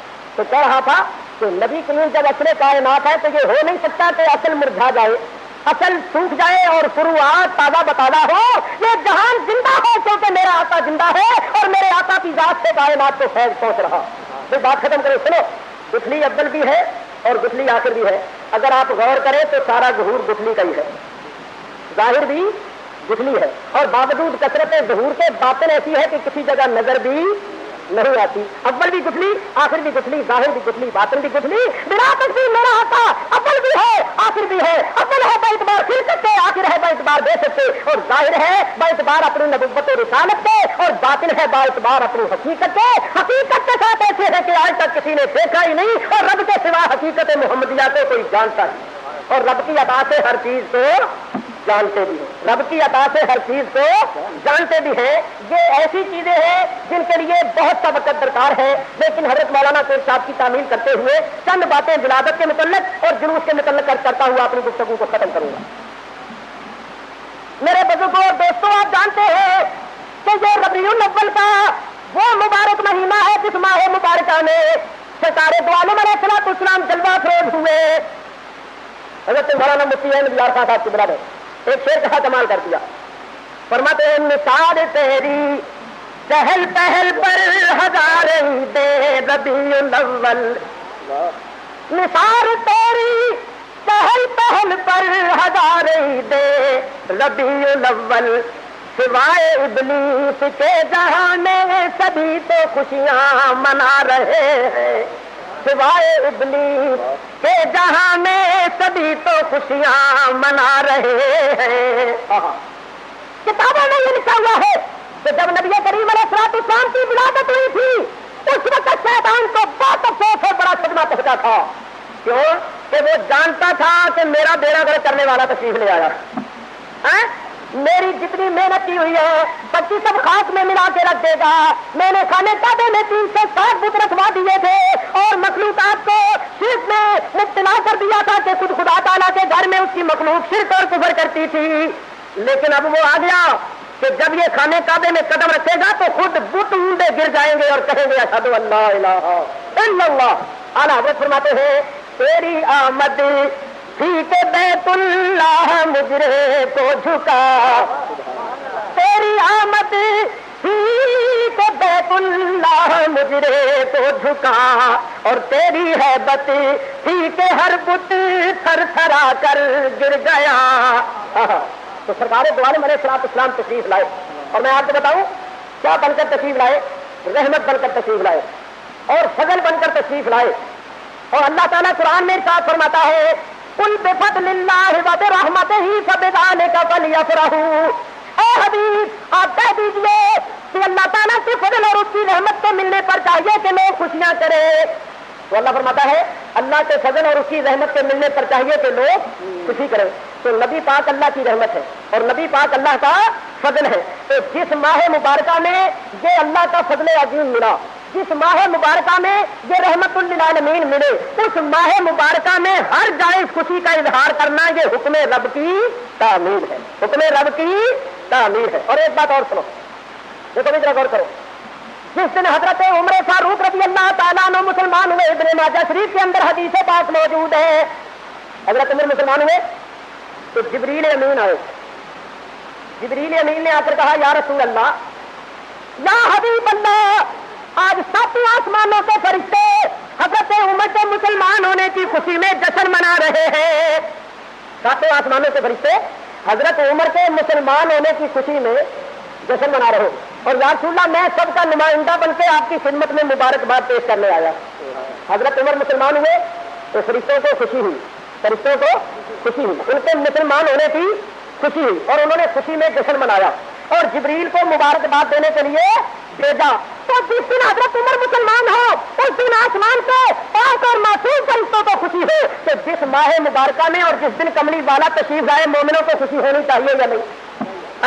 ارے جس نے وہ تشریف لایا جس نے کائنات کو ایمان بخشا، جس نے کائنات کو عرفان بخشا، جس نے کائنات کو قرآن بخشا، جس نے کائنات کو اسلام بخشا، جس نے کائنات کو ہدایت بخشی اور جس نے کائنات کے اندر آ کر انسانیت کی روح پھونک دی اور انسانوں کو انسان بنایا، ٹوٹا ہوا تعلق جوڑ دیا، تصویر کے دانے جو منتشر ہو گئے تھے ان سب کو مساوات کی رسی میں پرو کے رکھ دیا. تو انسان اور مسلمان ان دنوں میں اور اس مہینے میں خدا کی قسم جتنی بھی خوشی کرے وہ کم ہے.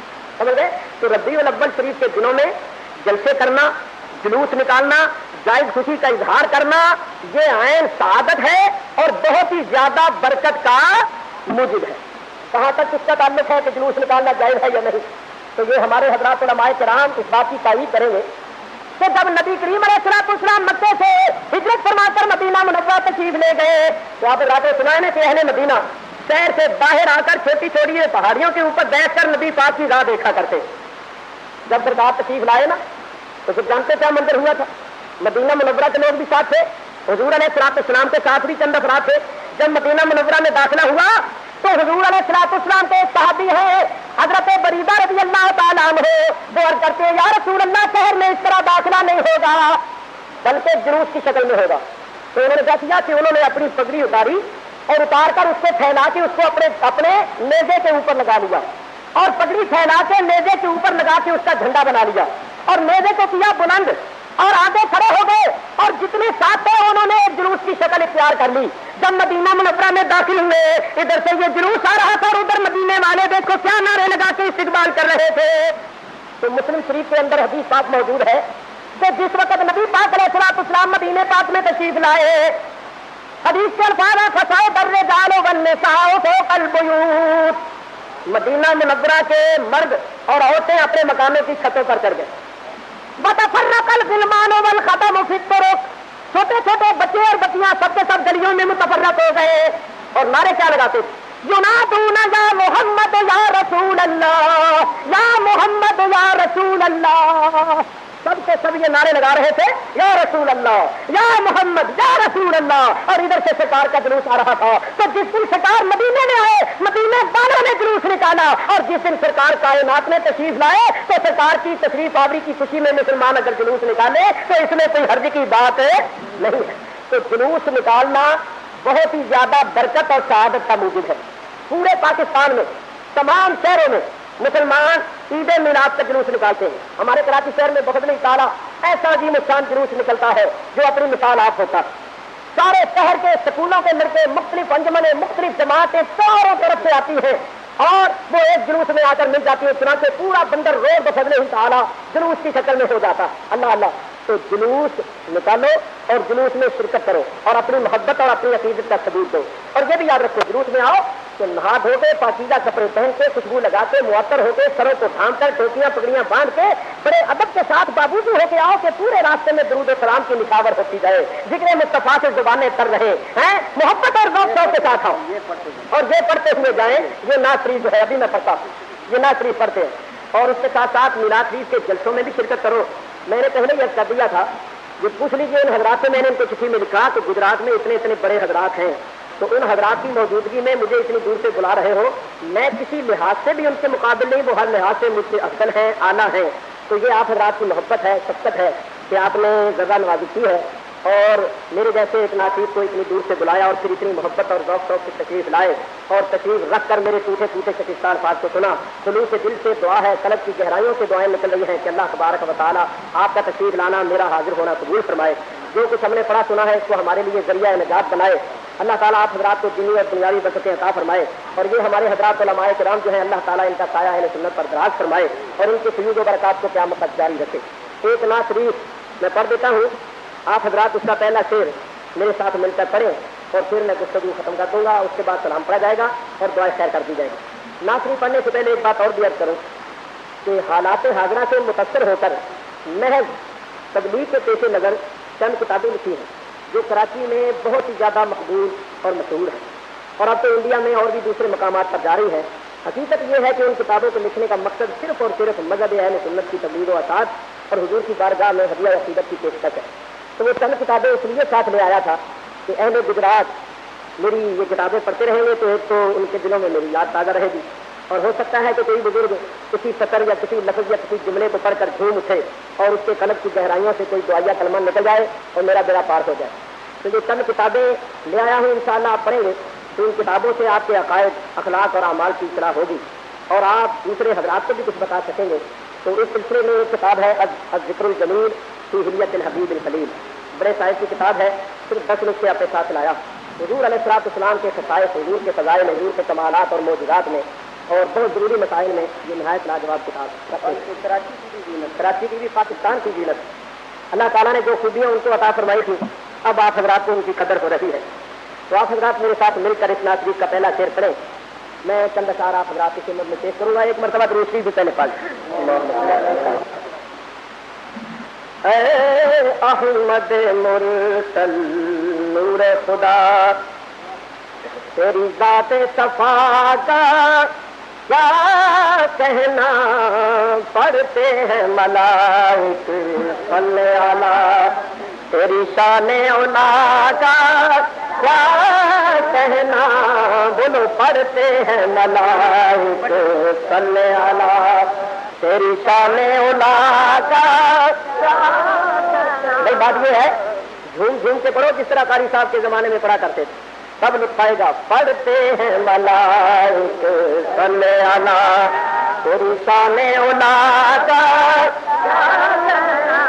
اے احمد مرسل نور خدا، تیری ذات صفا کا کیا کہنا، پڑھتے ہیں ملائک صلی علی، چہرے پہ ہے قربان شمس و قمر، زلفوں پہ تصدق شام و سحر، یا رسول اللہ یا حبیب اللہ، تیرے چہرے پہ ہے قربان شمس و قمر، زلفوں پہ تصدق شام و سحر، رخساروں پہ ٹھہرے کس کی نظر، تیرے رخساروں پہ ٹھہرے کس کی نظر، تیرے منہ کی گناہ کا کیا کہنا، پڑھتے ہیں ملائک صلی علی، تیری شان اولا کا اے احمد مرسل نور خدا، تیری ذات صفا کا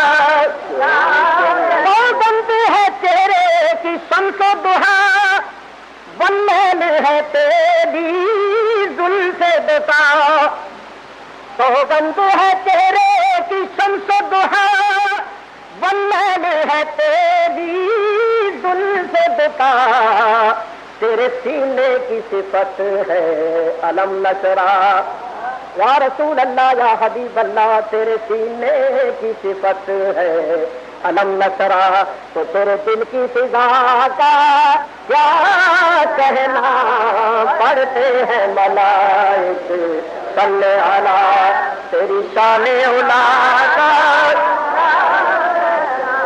اے احمد مرسل نور خدا، بالعصر ہے تیرے زمان کی قسم، والبلد ہے تیرے مکان کی قسم، والعصر ہے تیرے زمان کی قسم، والعمر کا ہے تیری جان کی قسم، والبلد ہے تیرے مکان کی قسم، تو تیرے رہنے کی جگہ کیا کہنا، پڑھتے ہیں ملائک صلی علی تیری شان علا کا،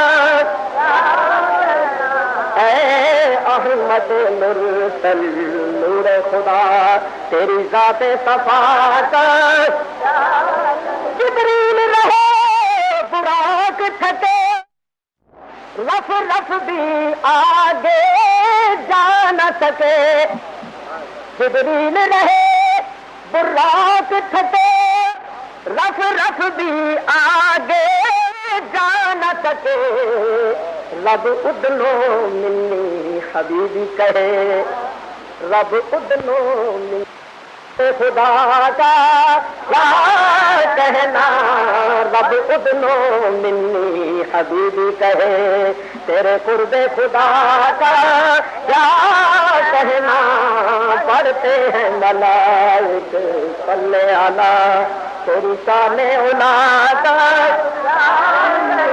کھایا نہ کبھی بھی جی بھر کر، خود بھوکے رہے باندھے پتھر، کھایا نہ کبھی بھی جی بھر کر، خود بھوکے رہے باندھے پتھر، اوروں کو دیا جھولی بھر بھر، یا رسول اللہ یا حبیب اللہ تو نے اوروں کو دیا جھولی بھر بھر، تیرے دستے عطا کا کیا کہنا، پڑھتے ہیں ملائک صلی علی تیری شان علا کا کیا کہنا، سائل تو کبھی در پہ آیا، خالی نہ کبھی اس کو پھیرا، سائل جو کبھی در پہ آیا، خالی نہ کبھی اس کو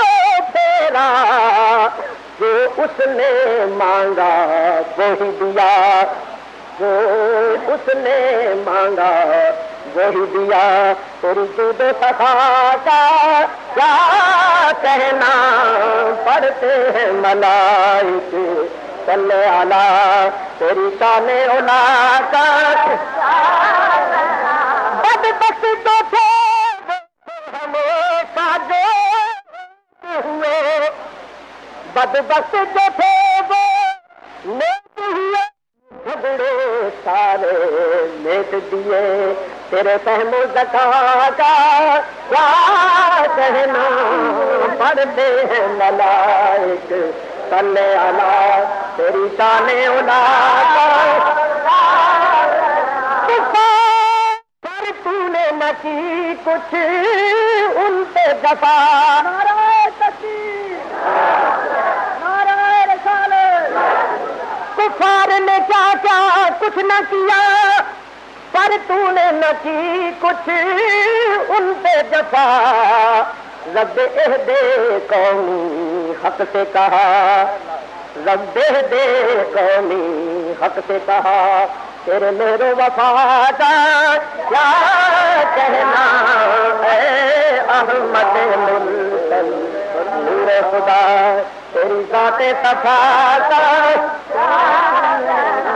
صابر سے کہا ہو مدح تیری، تیرے سلک میں ہے قرآن سبھی، صابر سے کہا ہے مدح تیری، حبیبی سیدی یا رسول اللہ یا حبیب اللہ صلی اللہ علیہ وسلم، صابر سے کہا ہے مدح تیری، تیرے خلق میں ہے قرآن تبھی جب تیری ثنا اللہ نے کی، جب تیری ثنا اللہ نے کی، پھر مجھ سے گدا کا کیا کہنا، پڑھتے ہیں ملائک صلی علی تیری شان اولا کا کیا کہنا، اے احمد مرسل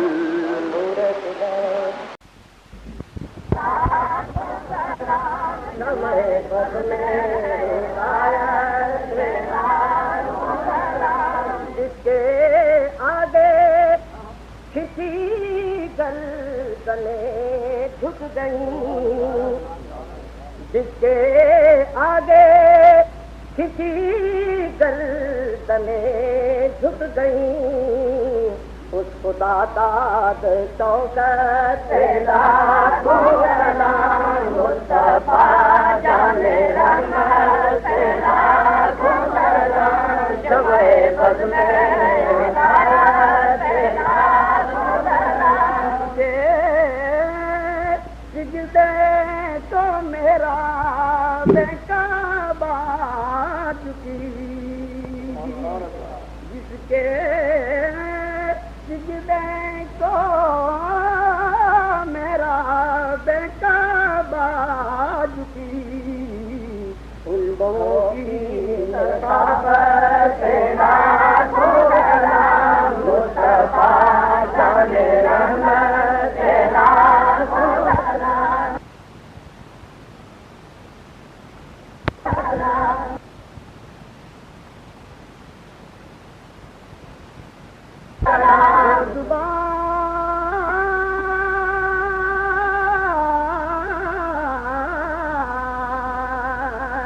وہ زبان جس کو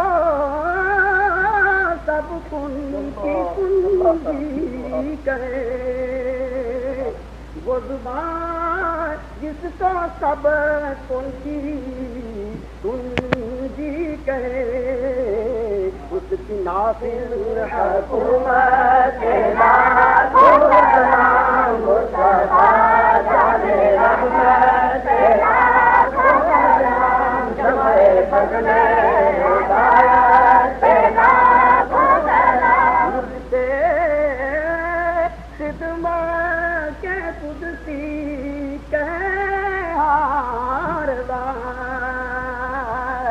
مجھ سے خدمت کے قدسی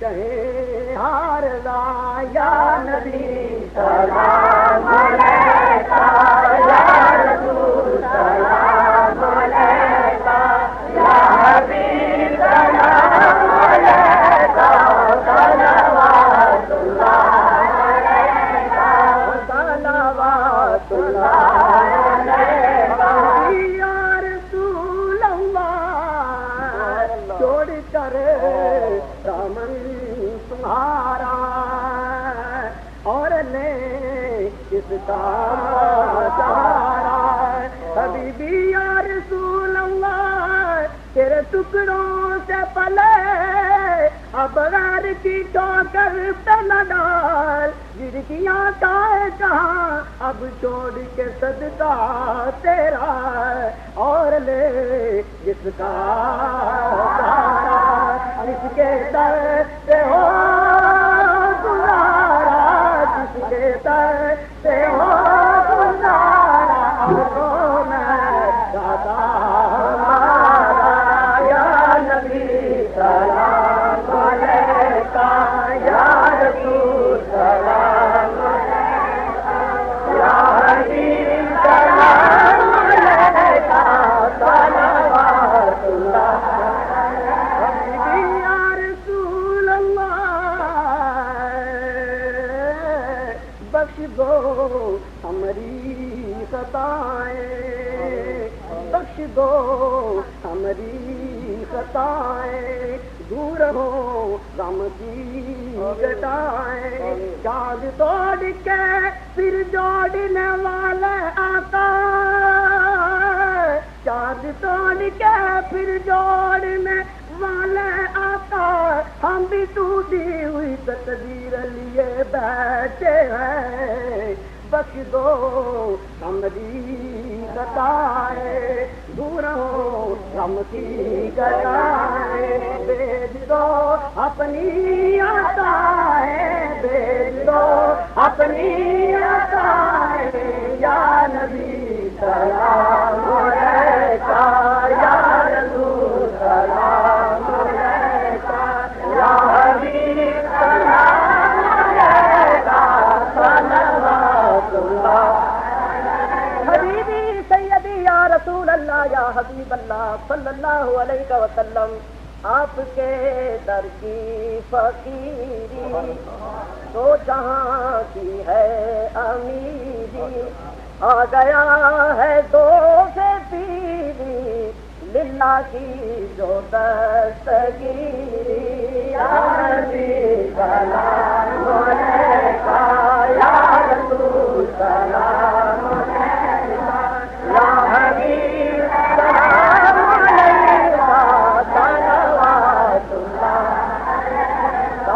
صلوات اللہ علیہ حبیبی سیدی یا رسول اللہ یا حبیب اللہ صلی اللہ علیہ وسلم، جانکنی کے وقت آنا، مکر شیطان سے بچانا، چہرہ انور دکھانا، اپنے دامن میں چھپانا، یا نبی سلام علیکہ، یا رسول سلام علیکہ، یا حبیب سلام علیکہ، صلوات اللہ صلوات اللہ حافظہ بہات اٹھا کر سب کے حق میں یہ دعا کر، کپڑے روزے پہ جا کر، کپڑے روزے پہ جا کر، یا نبی سلام علیکہ، یا رسول سلام علیکہ، یا حبیب سلام علیکہ، صلوات اللہ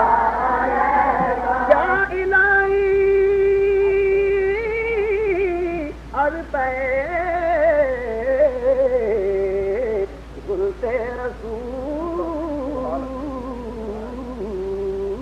یہ سلام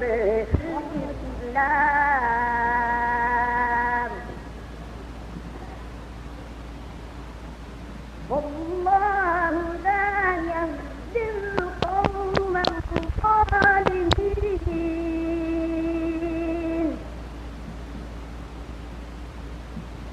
يريدون ليطفئوا نور الله بأفواههم والله متم نوره ولو كره الكافرون،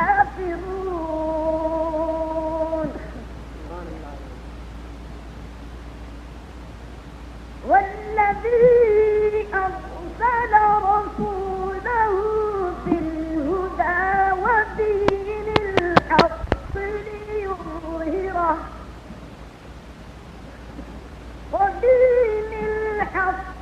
ليظهره على الدين كله ولو كره المشركون،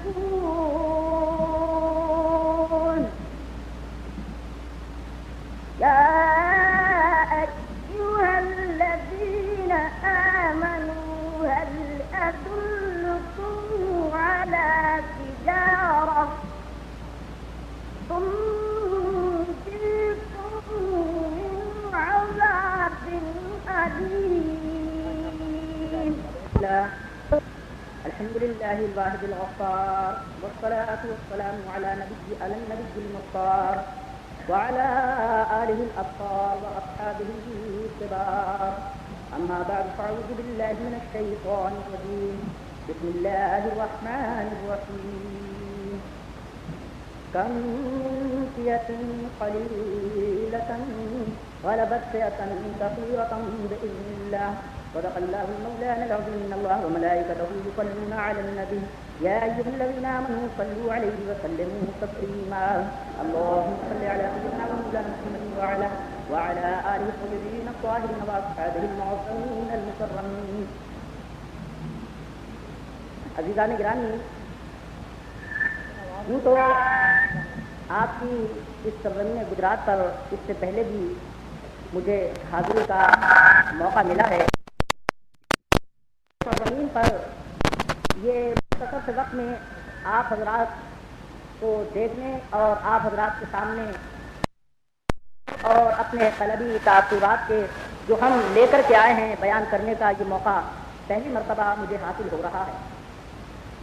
سب سے بڑی بات تو یہ ہے کہ آج اس مقدس اجتماع کی صدارت ایک ایسی شخصیت فرما رہی ہے کہ جس کے رگ و پے میں رب تبارک و تعالیٰ نے کوٹ کوٹ کر کے مذہب اور ملت کا درد اور مذہبیت بھر دی.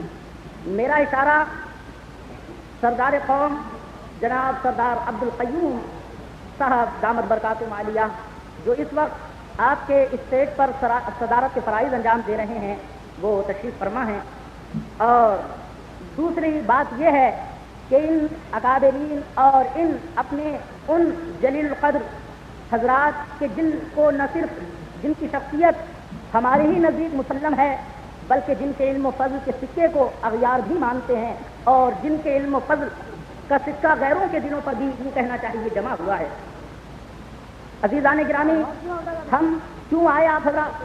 بھائی یہ بڑے افسوس کی بات ہے کہ مختصر ہم نے یہ جمعیت علماء پاکستان کے مقتدر حضرات تشریف فرما ہیں اور اس جمعیت کے صدر حضرت علامہ الشاہ الحاج مولانا عبدالحامد صاحب قادر البدایونی ادام اللہ علینا فیوضہم و برکاتہم بھی تشریف فرما ہے اور ہمارے فاضل جلیل عالم نبیل حضرت شاہ مولانا عارف اللہ شاہ صاحب جو راولپنڈی سے ہمارے وفد میں شریک ہوئے وہ بھی تشریف فرما ہے.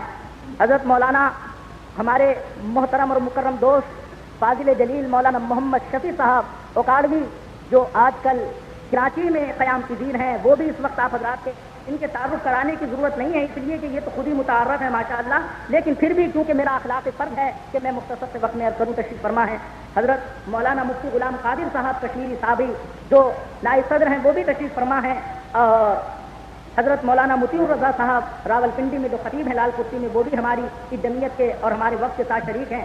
اور اس کے علاوہ اور دیگر احباب اور حضرات بھی حضرت مولانا امین الحسنات مولانا سید خلیل احمد صاحب خطیب مسجد وزیر خان بھی یہاں تشریف فرما ہیں. یہ تو حقیقت یہ ہے کہ بلا مبالغہ میں یہ کہنے میں حق بجانب ہوں گا کہ اہل گجرات یہ میں خود نہیں کہتا بلکہ تم اپنے دلوں کی گہرائیوں کو ٹٹولو کہ اگر تم ہزاروں روپے بھی خرچ کرتے تو ان حضرات کی شکلیں اور ان کی زیارت کرنے سے تم محروم رہتے. کیوں؟ یہ ہر فرد یہ ہر شخص اپنی جگہ اتنا مصروف ہے کہ کراچی سے اس کے لیے یہ 18 یا 17 دن کے لیے نکلنا کوئی معمولی بات نہیں.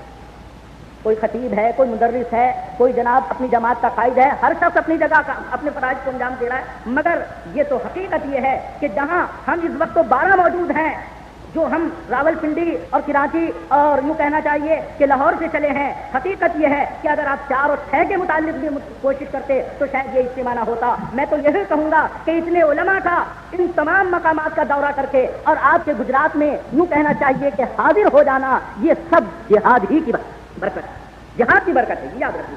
تو عزیزان گرامی، 6 ستمبر کو جب ہمارے بزدل پڑوسی نے جس کو آج جناب بھارت کے نام سے یاد کیا جاتا ہے، جس کی ستمرانیاں، جس کی ریشہ دوانیاں یوں کہنا چاہیے کہ تمام ممالک کے سامنے تشت بند ہو چکے ہیں، جو ایک طرف تو یہ اس بات کا پرچار کر رہا ہو کہ ہم تو صلح چاہتے ہیں، ہم تو آج